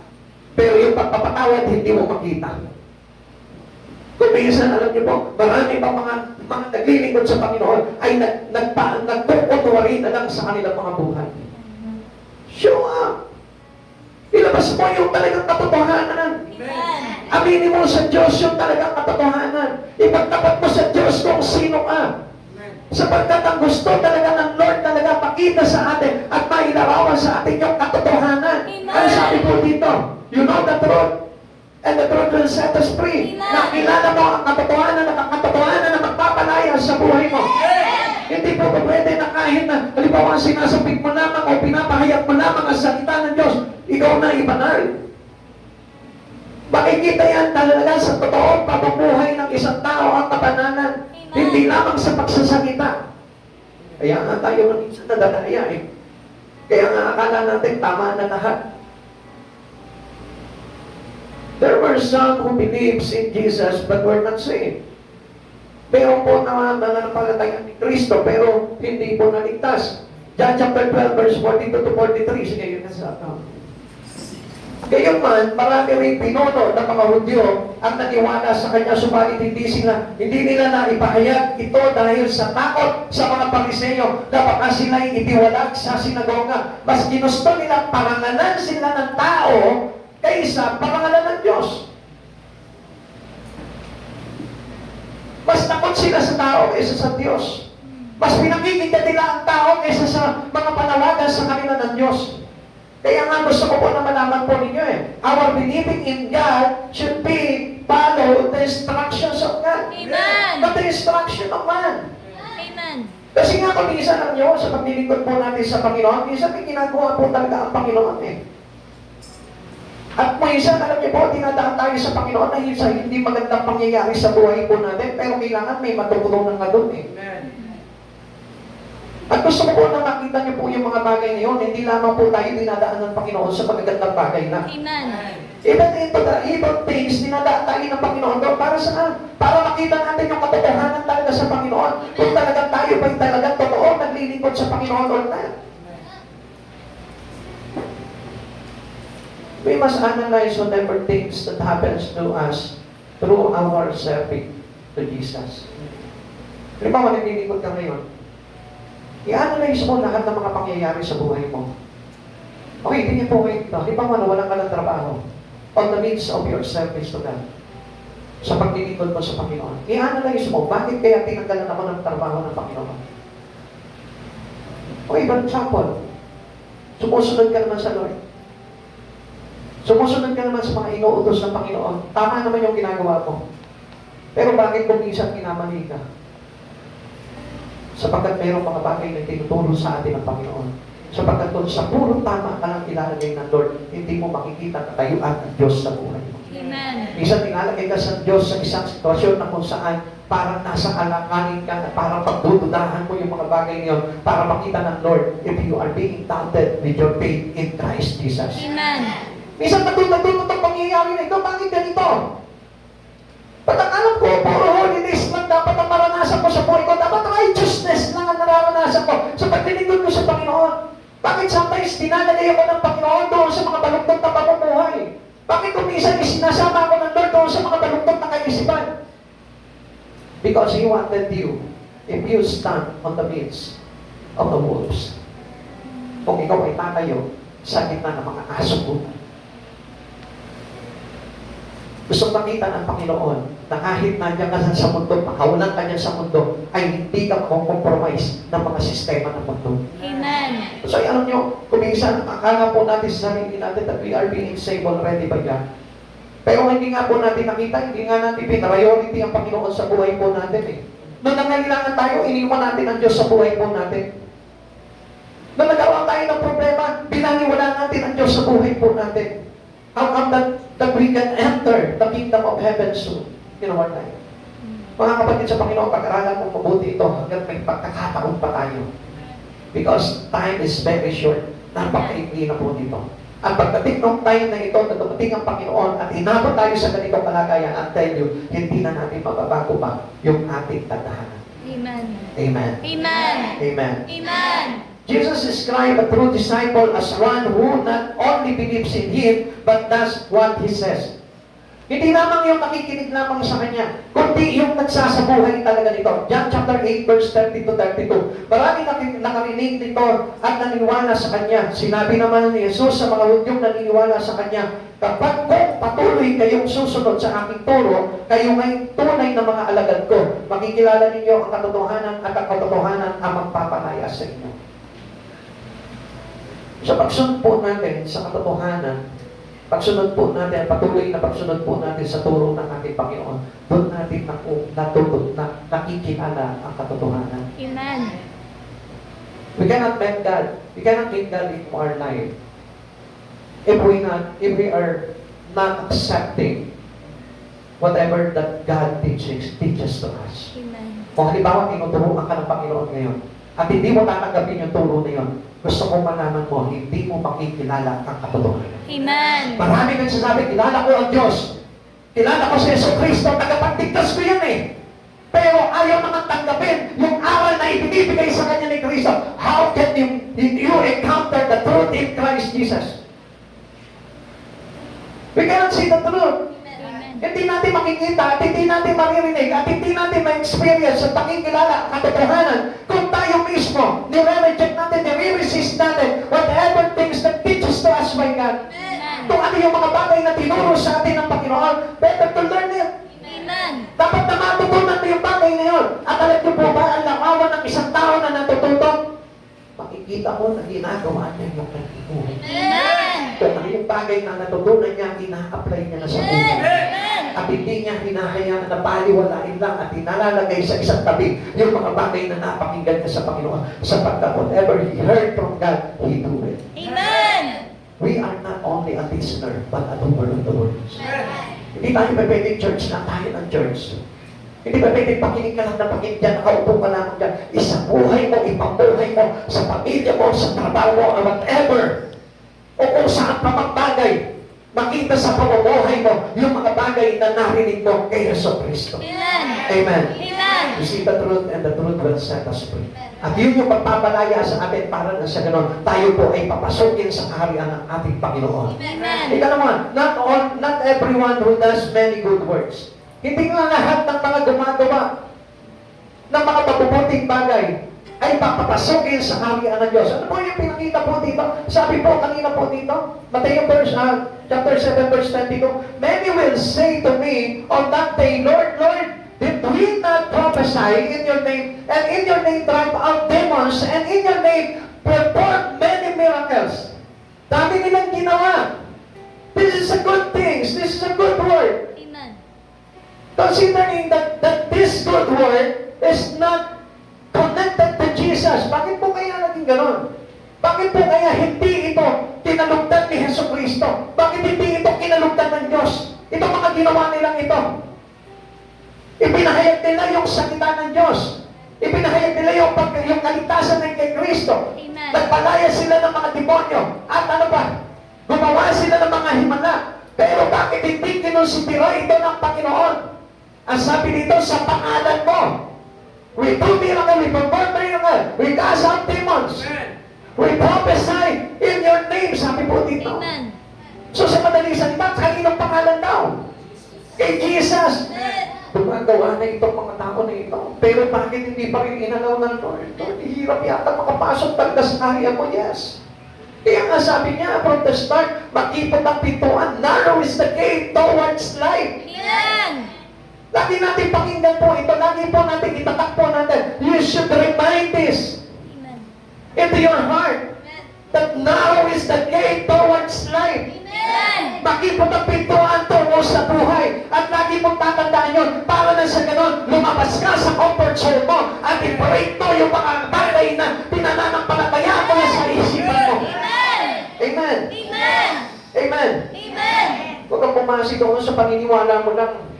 Dapat ito, basihan mo yung galaw ng Diyos sa buhay mo. Kailangan makagalaw sa buhay mo si Kristo. At paano mo malalaman na gumagalaw sa buhay mo si Kristo kapag ikaw mismo itinutulak ng Espiritu ni Kristo doon sa mga bagay na gusto niyang planuhin sa buhay mo at ganapin sa buhay mo. Minsan nga, di ba? Mas ini-insist natin yung mga plano natin sa buhay kaysa sa plano ng Diyos sa akin. Minsan, imbalancing, para mas nagiging balanse sa iyo yung pangarap mo lang sa mundong ito kaysa yung pangarap ni Jesus sa buhay mo. Hindi niyo po ba napapansin yun? Mas lumalamang yung mga pangarap mo lamang dito sa mundong ito kaysa sa pangarap ng Diyos sa buhay mo. Lord, hindi pa pwede, Lord. Ito yung pangarap ko eh. Ito yung pangarap ng mga tao sa paligid ko sa akin. Eh, yung pangarap ko lang yan, Lord, para sa akin eh. Yun nga po ang nangyayari po doon eh. We cannot value, we did not value the plans of God into your life. Amen. Gusto ko malaman mo, bigyan mo ng halaga yung plano ng Diyos sa buhay mo. Hindi yung plano lamang ng sarili mo sa buhay mo. Amen. Kaya nga po, kuminsan, gawa tayo ng gawa sa Panginoon. Pero anong sabi ng Lord? Hindi pa rin kita nakikilala. Mapagawa ng masama. Bakit? Kasi mas matimbang pa rin yung plano mo kaysa sa plano ng Diyos sa buhay mo. Amen. Maaaring ginagawa mo itong mga bagay na ito. But, are you focusing your life into Christ Jesus while doing it? Sigurado ka ba na nakapokus yung buhay mo sa kaharian ng langit o sa mga bagay lamang sa mundong ito? Gumagawa ka nga, pero ang focus mo, ang priority mo is about your life in the Word. Pag gumawa ka sa Panginoon, okay, listen to this. Pag gumawa ka sa Panginoon, make sure that your focus and priority is about in heaven. Amen. Sikapin mo at siguraduhin mo sa sarili mo na kapag gagawa ka sa Panginoon, ang prioridad mo ay yung paghahari ng Diyos sa buhay mo. Amen. Amen. Amen. Jesus condemned this as those who practice lawlessness. So, sa madaling salita, hindi ito yung tinuturo ng Diyos. Pinapractice nila ito, pero hindi ito ayon sa kalooban ng Diyos. Amen. Sa pagkakakala nilang ipiplease sila ng Lord, pero ang puso nila ay wala sa langit. Ang puso nila ay wala kay Kristo. They do these things, they perform miracle, they cast out demons, they prophesy in the name of Jesus, but still, their heart is not in Christ. Amen. Wala kay Kristo. Kaya hindi ba po kinonsideran ng Lord yung mga bagay niyo? Sabi po dito, sometimes what we may think is a good work in without any authority. Walang kapangyarihan. Kahit mag-share ka na mag-share.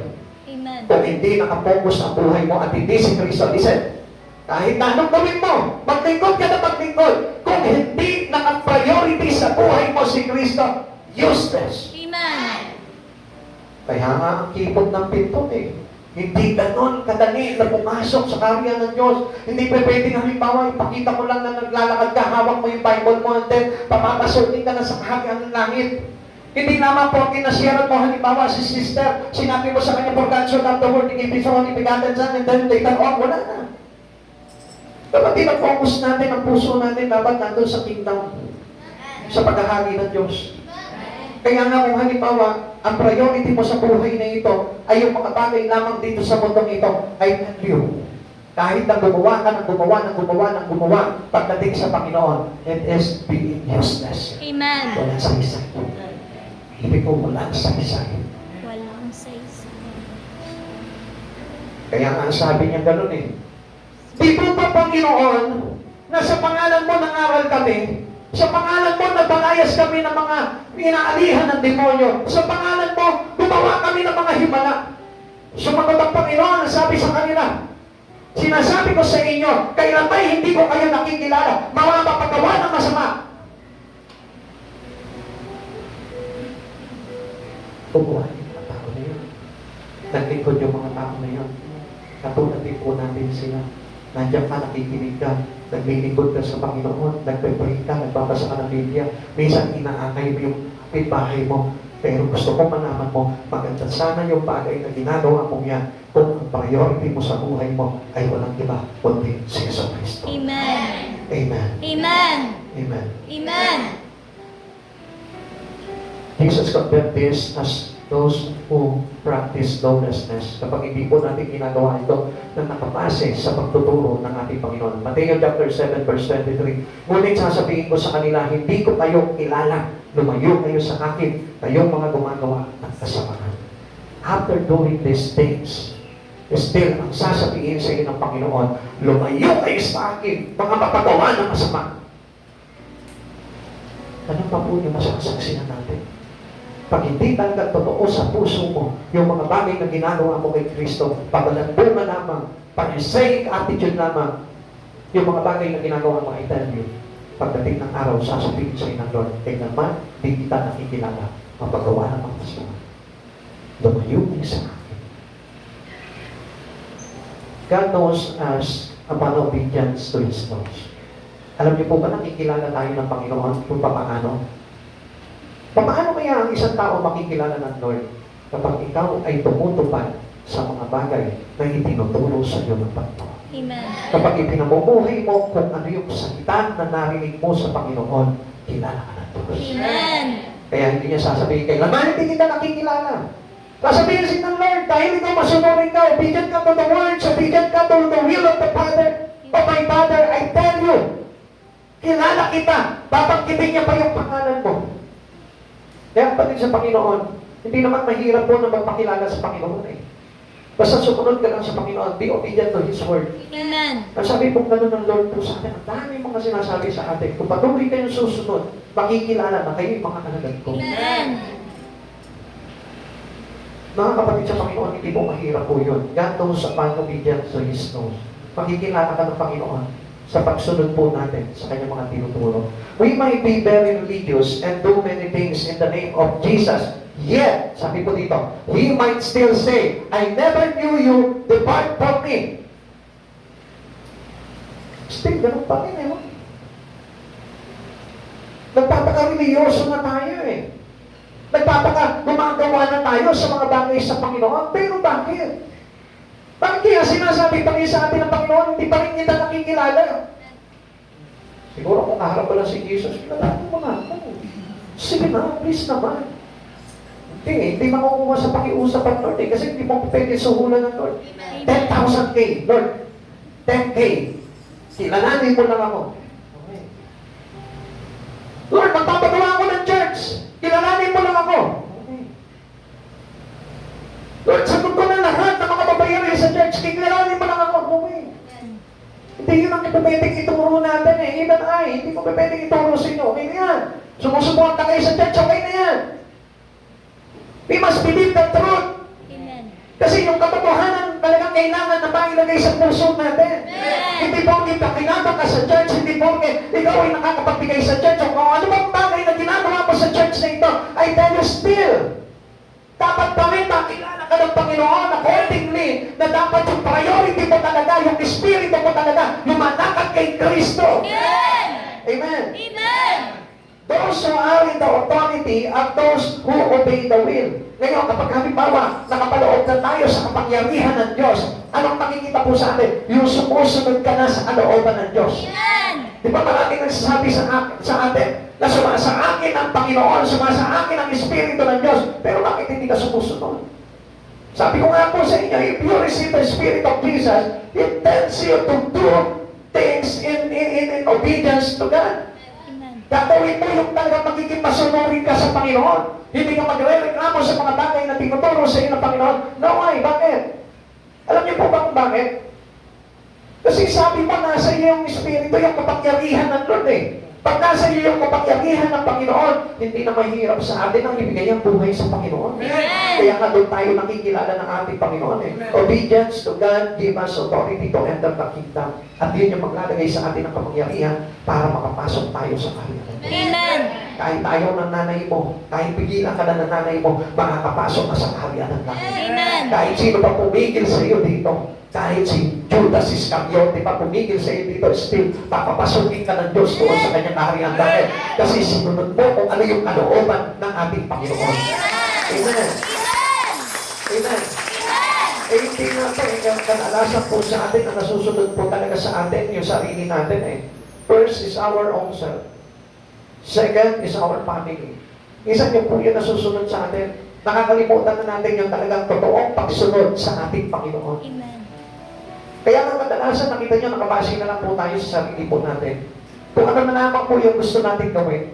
At hindi po natin alam na kapag gumagawa pala tayo sa sarili lang po natin, it was rejected to God. Amen. Na kahit na sa tingin mo na para bang kabanalan na yung ginagawa mo, is still rejected to God. Amen. Isa na this, dito po kayo tumingin. Gusto ko po lang makita niyo po kasi ito eh. Pag ikaw gumawa ka na sa sarili mong pamamaraan, it was rejected to God. At sasabihin pa rin sa iyo ng Panginoon, I never knew you. Hindi kita nakikilala. Papagawa ka pa rin ng masama. Pero ano po ba gusto ng Lord? Gusto ng Lord talaga, His will be done. Amen. Mangyari yung kalooban ng Ama sa buhay mo. Amen. Kung ano yung sinasabi ng Lord sa iyo, yun ang gawin mo at yun yung nakalulubod sa ating Panginoon.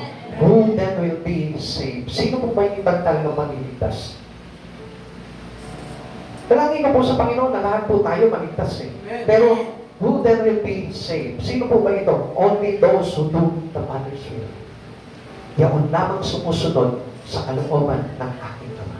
Amen. Yaon lamang sumusunod sa mga bagay na itinuturo ng Diyos sa atin. Amen. Hindi yung tinuro ng kapwa-tao mo lamang, na hango sa kanyang alamat lamang, o sa kanyang kwento lamang, kundi yung hango sa mga bagay na nakasaad sa Biblia. Amen.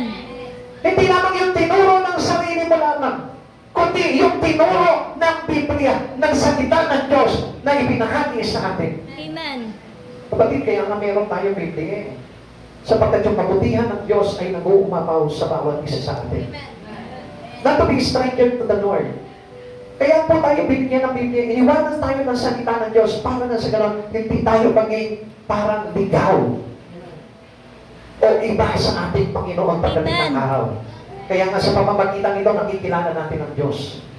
Baka na hindi binabasa ito ng maraming Kristiyano. Kaya maraming mga Kristiyano po hindi nakakasunod po talaga sa kalooban ng Panginoon because of lacking reading the Bible.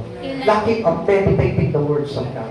And I remind you, people of God, gusto ko po na lahat po tayo talaga magbasa po ng salita ng Diyos para na sa gano'n, makita po natin talaga yung kalooban ng Diyos because the Word of God is the will of God. Amen. Ang salita ng Diyos ay ang kalooban ng Diyos. As Jesus said, He who does the will of my Father in heaven, yun lamang po yung maliligtas. Amen. Is the one who entered the kingdom.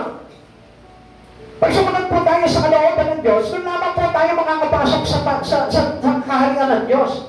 Kaya nga, alam niyo po, mga kapatid sa Panginoon, paano mo masusunod ang kalooban ng Diyos kung hindi ka nagbubuklat ng Biblia? Kung hindi ka nakikinig sa oras na ito, kung hindi mo isinasabuhay yung mga aral na bagay na itinuturo sa iyo ng Panginoon, it is the doer of the words who is blessed is what He does. Yun lamang po yung mga pinagpapala. Yan lamang po yung mga blessed. Amen. Pagdating po sa Panginoon, yung sumusunod sa kalooban ng ating Panginoon, yung nagsasagawa ng sakdal utos ng ating Ama. Do we consider it legalism? Is this legalism? No. Sabi ko dito, no? Legalism is salvation by perfect law-keeping, believing that one's earned salvation by merit of what they have done. Di naman po sa ating pinapagawa talaga na perfect po natin yung kautusan eh. Still, di naman po hinihingi sa atin ng Panginoon na hindi na tayo nagkasala eh. Kasi alam ng Diyos na we all fall short from the glory of God. We've sinned to Him. Lahat tayo, ikaw, ako, tayo lahat nagkasala. Hindi naman ito pinape-perfect ng Lord dito sa tinuturo niya eh. Onti, sabi niya gano'n. Sumunod ka lang sa kalooban mo. Kung ano yung bagay na itinuturo sa iyo ng Panginoon right now, right here. Right in the very moment. Sundin mo lang kung ano yung sinasabi sa iyo. Like for example, this time. Ano ba yung pinupulong sa iyo ng Espiritu ng Diyos? Saan ka ba kinukonvict ng Diyos? Piniplease ka ba nitong Espiritu? No way! Hindi sinasabi sa iyo na ipiniplease kita sa mga bagay na yan. Kundi itinutuwid ka, tinedireksyonan ka ng Panginoon. Ini-instructan ka ng Panginoon doon sa mga bagay na iniaaral niya sa atin. At yun po yung dapat na mangyari po sa atin. Alam niyo po ba, kung minsan nakikinig po tayo sa sarili lamang po natin. And that is not the will of the Father. Alam niyo kung minsan, di ba, sinasabi niyo, bakit ganito pa so? Lagi akong tinatamaan. Because that was the will of God in your life. Pag hindi ka tinatamaan, ibig sabihin nun, piniplease ka. At pag piniplease ka, ang ibig sabihin nun, hindi sa Espiritu ni Jesus na gagaling yun, kundi sa demonyo. Amen. Why? Because they comfort us with these lies. Amen. Aaliwin ka ng kasinungalingan ni Satan. Amen. Di ba, may sasabihin nga sa'yo, di ba, okay naman yung ginagawa mo. Naglilipot ka na sa Panginoon. Pero ano sabi ng Lord? I never knew you. Amen. You prophesy in my name. You cast out demon in my name. You perform miracle in my name. But still, ano sabi ni Jesus? Ano sabi ng Ama? I never knew you. Pero ang demonyo, ang bilis mo magsabi sa iyo, okay naman yung ginagawa mo. Makatutuwa na nga yung mga ginagawa mo. Mabuti na nga yung ginagawa mo. Hindi ganun kadali yun eh. Kaya nga kung minsan nasasaktan tayo, Lord, bakit ganito pinakatamaan ako? Why? Because He wanted you to enter to His kingdom. Gusto ng Diyos na ito mabago yung pananaw mo. Gusto ng Diyos na ito na talagang ikaw ay mailagay na sa kaligtasan. Minsan ayaw natin yan eh. Minsan nasasaktan tayo, sinasabi natin, Lord, legalism. Masyado silang legalism. Pero hindi po natin alam, yung gusto pala talaga ng Lord sa buhay natin, maligtas tayo. Pero still, the demons was there. Sinasabi sa'yo, okay yung ginagawa mo. Sa totoo lang, gumigising ka ng umaga, hindi nakikita ng pastor mo. Umiiyak ka. Hindi pa ba sapat yun? Kayo po itatanongin ko mga kapatid sa Panginoon. Sapat na kaya yung mga bagay na yun para sabihin ng Lord, I knew you. Kilala kita. Pasok. Samantalang pinadaan na tayo, there is an ominous warning of God into us. Sinabi niya na kung ano yung mga pagpapahamak sa atin, sabi niya gano'n, mag-ipot ang pinto tungo sa buhay. Kaya nga hindi gano'n madali yun eh. Kaya nga huwag tayo mag-comfort sa lies, sa kasinungalingan. Kapag halimbawa kung bumulong sa'yo, okay ka na, maganda na yung ginagawa mo, maganda na yung ginagawa mo. Sabi mo sa kanya, no. Hindi sa Diyos yung sinasabi mo sa akin. Sapagkat ang sa Diyos ay nagtutuwid. Tinutuwid niya ako sa mga kamalian ko. Hindi niya sinasabi sa akin na okay lang yung ginagawa mo, okay lang yung kasalanan mo, I allowed it to you. Okay.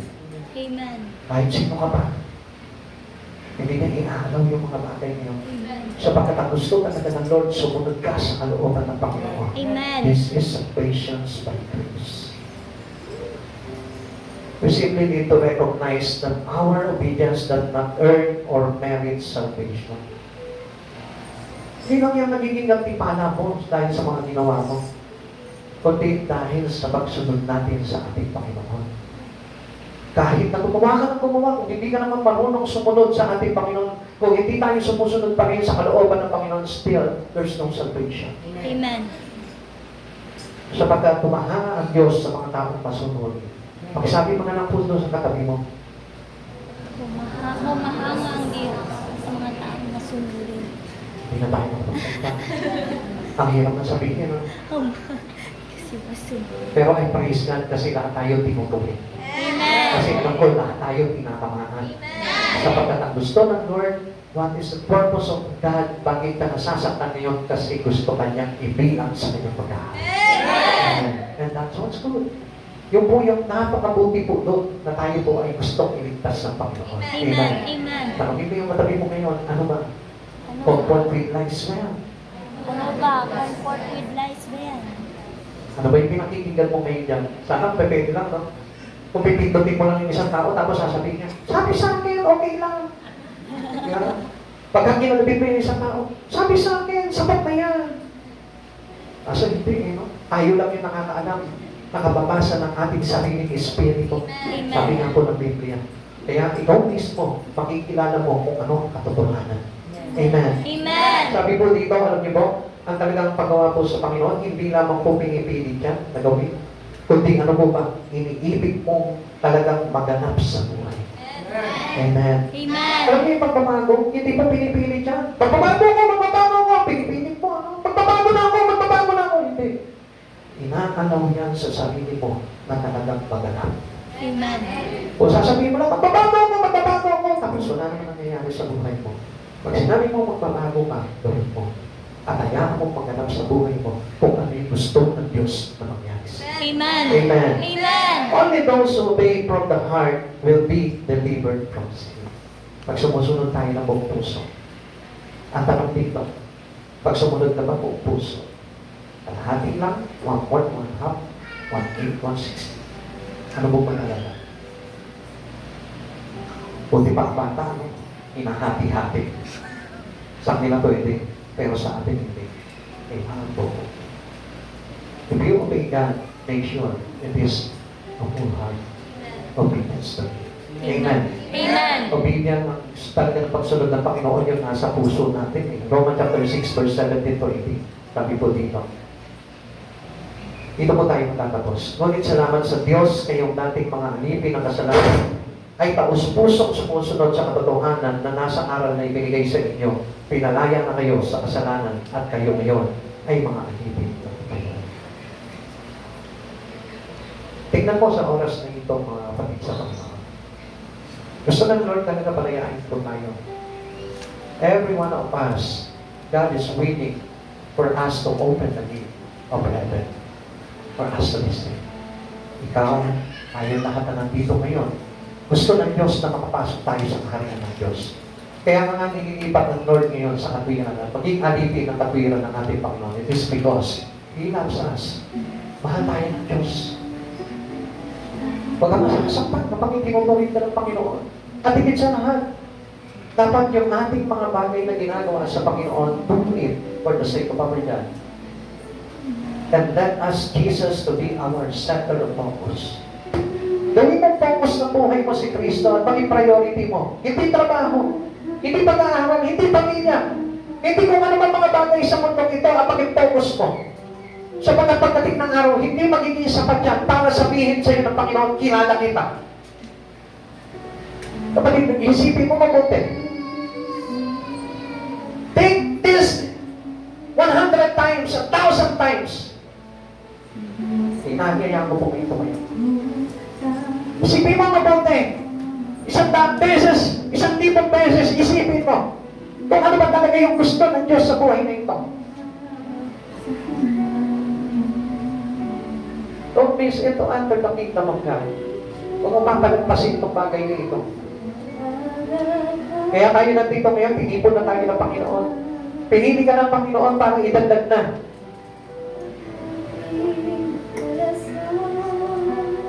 Huwag mo lang ipitin kung ano yung gusto mo. Huwag mo lang i-insist pa kung ano yung bagay na nalalaman mo. Only what we know in Christ Jesus, only what we learn from His Word. Sa totoo lang, alam niyo po, isang bagay lang naman po talaga ang tinuturo ng Lord sa atin. Turuan tayo at sumunod tayo. Ganun lang naman po, kasimple po yan eh. Kaya lang alam niyo po, kung bakit nagkakaroon po ng complicated po sa paglilingkod po natin, ang dami po kasi natin nire-reklamo sa Lord eh. Ang dami natin sinasadya sa Panginoon. We do our own design.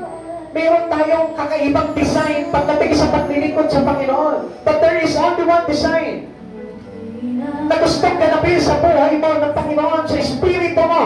And what is this design? The one that teaches to us by God. Sapagkat ang Diyos ang lumikha sa atin. At ang Diyos din po ang kailangan na masunod po sa atin. Do not love the creations of God. Love the Creator. Sa oras na ito, sundin mo ang Diyos sa buhay mo, sapagkat ang Diyos na ito ang kailangan na masunod at wala na pong iba. Sa ayaw sa gusto ng isang tao, tayo'y dapat na sumunod lamang sa ating Panginoon. Sapagkat He knows what is good for us. He knows what is the real reason. He knows what is the solution. He knows everything for us to enter to His kingdom. Siya nakakaalam po nito, kapatid. Ako po pag-hinayangan ang pagsunod mo sa Panginoon sapagkat binibigyan ng Diyos ng direksyon ang buhay ng isang tao. Kung bakit ka binibigyan ng tinuturuan ka ng Panginoon na sumunod sa Kanya sapagkat ang gusto ng Lord na ito, you are directionally towards His kingdom. Pilit tayong kinahangin ng Lord. Kapatid, tinalagay tayo sa tamang direksyon ng ating Panginoon because He wanted us to enter. Gusto ng Diyos na makapasok ka. Pag nakita niya na lumilihis at ibang pintuan ang pinapasok mo, anong ginagawa ng Diyos na ito? Hinahanap ka ng Diyos kung bakit na nasasaktan because His grab His right hand, your right hand for us to be in His right way. Kasi kapag umuhulat ko sa tao, kapag tumibiglas ang tao, mas lalo siya nasasaktan. Sapagkat ang kailangan ng Lord, atakin tayo sa tamang daan.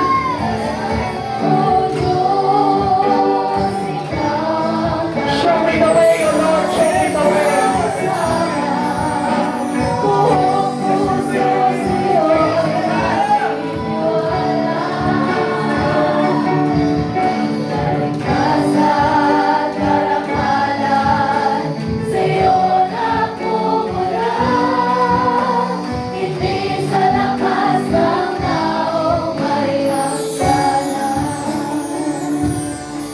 One thing God wanted us to know, sa bagay pa na gustong ipaalam sa ating Panginoon, na wala tayong dapat gawin kundi sundin lamang kung ano yung bagay na gusto niya sa buhay mo. Do not insist whatever you wanted to do. Huwag mo ipilit yung gusto mo. Kaya nga may mga sabihan po tayo sa ating mga anak. Anak, huwag mong ipilit ang nais mo. Sumunod ka kay nanay para mapabuti ang buhay mo. This is the same thing that given advice to us by God. Anak, ang payo ko ay bigin. Huwag mong suwayin. Sapagkat ang sumusuway ay napapakama. Kapatid, this is the same thing. The telling us by Jesus. Sundin mo kung ano yung ayon sa kalooban ng Diyos. Sapagkat ito'y tungo sa kabutihan. Tungo sa kaligtasan ng bawat isa. At sa umagang ito, kapatid, alam mo ba kung bakit nandito? Gusto ng Lord na maibigtas ka. Gusto ng Lord na isang araw maipanig ka niya at maibilang ka niya sa kanyang paghahari. Kapatid, that is the only one reason why God was teaching us and allowed us to hear thy voice. O bakit ang Diyos na ito pinapakinig sa iyo kung ano yung salita niya? Sapagkat ang gusto ng Diyos na ito makapasok ka sa langit. Sapagkat ang gusto na ito ay mapagtilang ka sa kanyang mga anak magdaming ang araw. It doesn't want you to be perished. It doesn't want you to be ruined. Ayaw ng Diyos na ito na masalanta ang buhay mo. Kapatid, kaya nga kanyang hinahatap eh. Hindi masarap, masakit. Sapagkat pinipersa na tayo ng Panginoon. Sapagkat napakabigat ng labanan sa mundong ito. We can easily be departed from God if we are not taking care of our spirit. Kung hindi natin iingatan at pagsisikapan yung ating mga kaluluwa, yung espiritu mo na yan, madali tayo mahahatak ng kapahamakan ng sanlibutan ito. Tukso ang sanlibutan. Kapahamakan ang kasasabitan ng mga tao na huhumaling sa sanlibutan. Kaya nga sa umagang ito, kapatid sa Panginoon, makinig ka sa Diyos. Makinig ka kay Jesucristo. Mahal ka ni Jesus. Sa sandaling na mahatak ka ng sanlibutan, you have the same mind, the same thoughts, the same perspective. Kapatid, gusto ko malaman mo sa oras oras na ito, nakikinig ka, kapag ikaw ay nahatak ng sanlibutan, mawawala na yung pananaw mo kay Kristo. Mawawala na yung karunungan. Mawawala na yung kaalaman. Mawawala na yung understanding about God. Huwag mo pa itulungan nyo na lubusan ka, tuluyang ka mahatak ng sanlibutan. Sabagat mahal ka ng Diyos.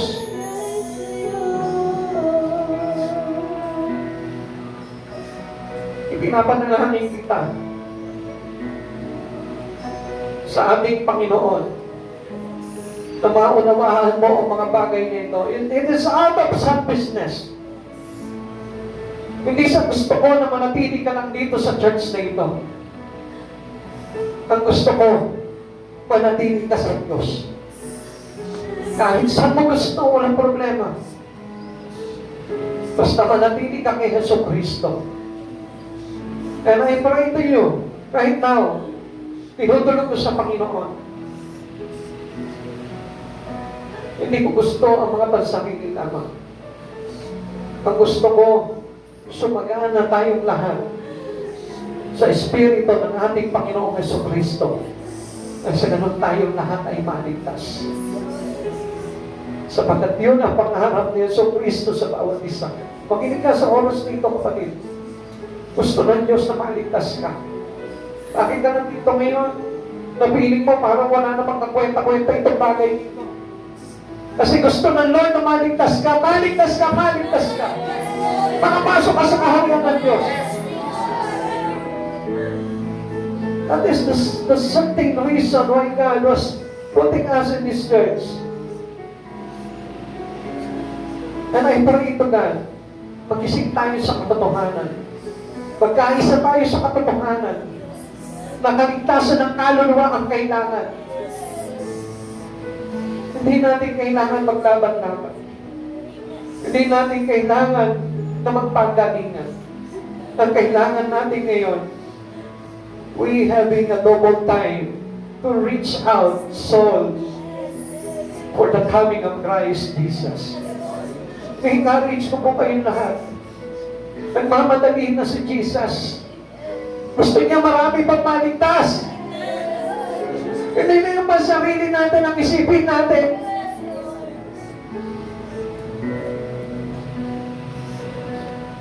And I pray to God, palain ka ng Espiritu ng Panginoong Jesus na magbibigay kaliwanagan sa iyo sa mga bagay na pinaglalaban mo sa sarili mo. Sapagkat ang Panginoong ito, ang Panginoong Jesucristo, ipinaglaban tayo sa kamay ng kaaway upang magkaroon tayo ng tunay na kaligtasan at mahango tayo sa kadiliman. Panginoon, sa oras na ito, Lord, I pray it into your name, Lord. Allow to us, O God, to obey the will of you. Panginoon, pahintulutan mo na makasunod kami sa kalooban mo, O God. Sapagkat alam po namin, Panginoon, we are weak. But according to you, Lord, you made us strong. Yes, Lord. Pinapalakas mo kami, Panginoon, sapagkat alam po, Panginoon, na sa kahinaan namin, pwede po kami, Panginoon, na mapahamak. At ikaw yun na Diyos na naging kalakasan namin. Sabi mo, Panginoon, I can do all things through Christ who strengthened me. At sa oras nito, Panginoon, humihingi kami ng kalakasan, O God, upang ang lahat ng bagay, Panginoon, sa mundong ito ay mapagtagumpayan namin. At maging tama, Panginoon, ang aming paglilingkod sa iyo, Panginoon. At hindi mo masabi sa amin, Panginoon, na hindi mo kami kilala, mapagawa ng masama. Panginoon, this time, Lord, allow us, O God, to know us, O God. Lord, we want to be you by you, Lord. Gusto namin makilala mo kami, Panginoon. Lord, kilalanin mo kami, Panginoon, even though we are weak. Even though we are wicked. Even though we are fall short from you, Lord. Lord, sa kapila, Panginoon, ng aming mga pagkukulang, still, Lord, recognize us as your servant.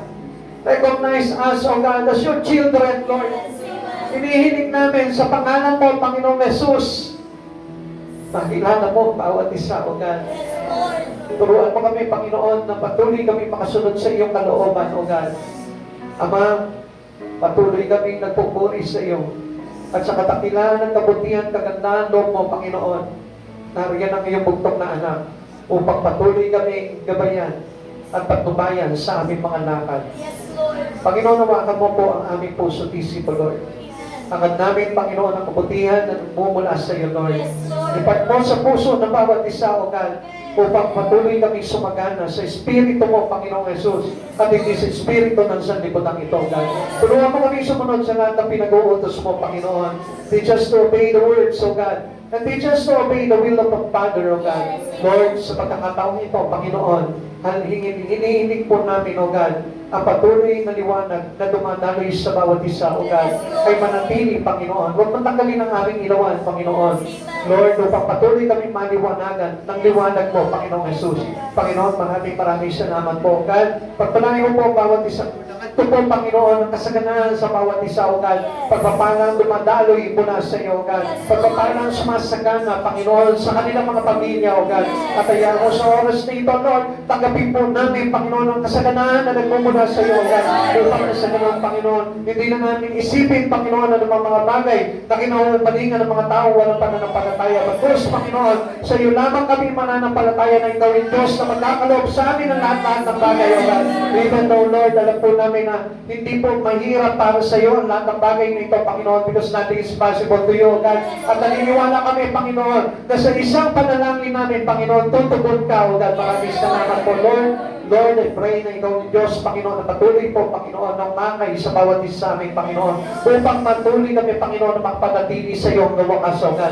Salamat po sa oras na ito, Lord, at dinadalangin ko rin po sa iyo, Panginoon. Lord, pag nag-rapture, O God, sama mo kami lahat. Sama mo kami lahat, O God. At tinulong mo kami, Panginoon, kung paano kami mapapabilang yan, O God. Alam po namin, Panginoon, alam po namin, Lord. Ay alam po namin na nahihirapan kami, Panginoon. Sapagat marami pa po kami mga kasamaan. Marami pa po kami pagkukulang sa iyo, Lord. Sa totoo lang, Lord, hindi kami naging karapat-dapat sa iyo. Subalit humihingi kami, Panginoon, ng pahintulot mo, O God, na papabilang, Panginoon, sa iyong pagbabalik. Panginoon, ibilang mo kami sa iyong rapture, O God. At salamat sa oras na ito, Lord, nangat po ang kaligtasan ng bawat isa na narito, God. Simula sa pagkabata hanggang sa mga matatanda, Panginoon. Lord, i-rapture mo kami, Lord. I-rapture mo kami. Even yung aming mga kapatid, Panginoon. Lord, yung aming mga pamilya, Panginoon. Lord, hindi mo kami papabayaan, O God. Lord, magkakaisa kami sa Espiritu, Lord. Hinihingi ko sa iyo, Panginoon. You reconciled us, O God. Lord, sino man po yung mga bagay, Panginoon, yung mga tao, Panginoon, na nakaalitan namin, Panginoon, I pray, Lord, isang araw, you united us into your spirit, O God.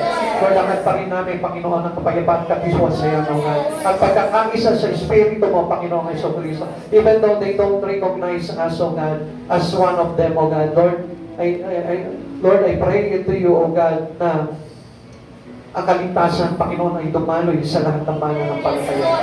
Maraming salamat po, Panginoong Jesus. And I pray, Lord, na ikaw yung Diyos na magpapala sa amin sa Espiritu. Salamat, Panginoong Jesus. Gayet mo po kami, ingatan mo po kami sa lahat ng oras. Salamat, Panginoon, sa iyong kapurihan in Jesus' name.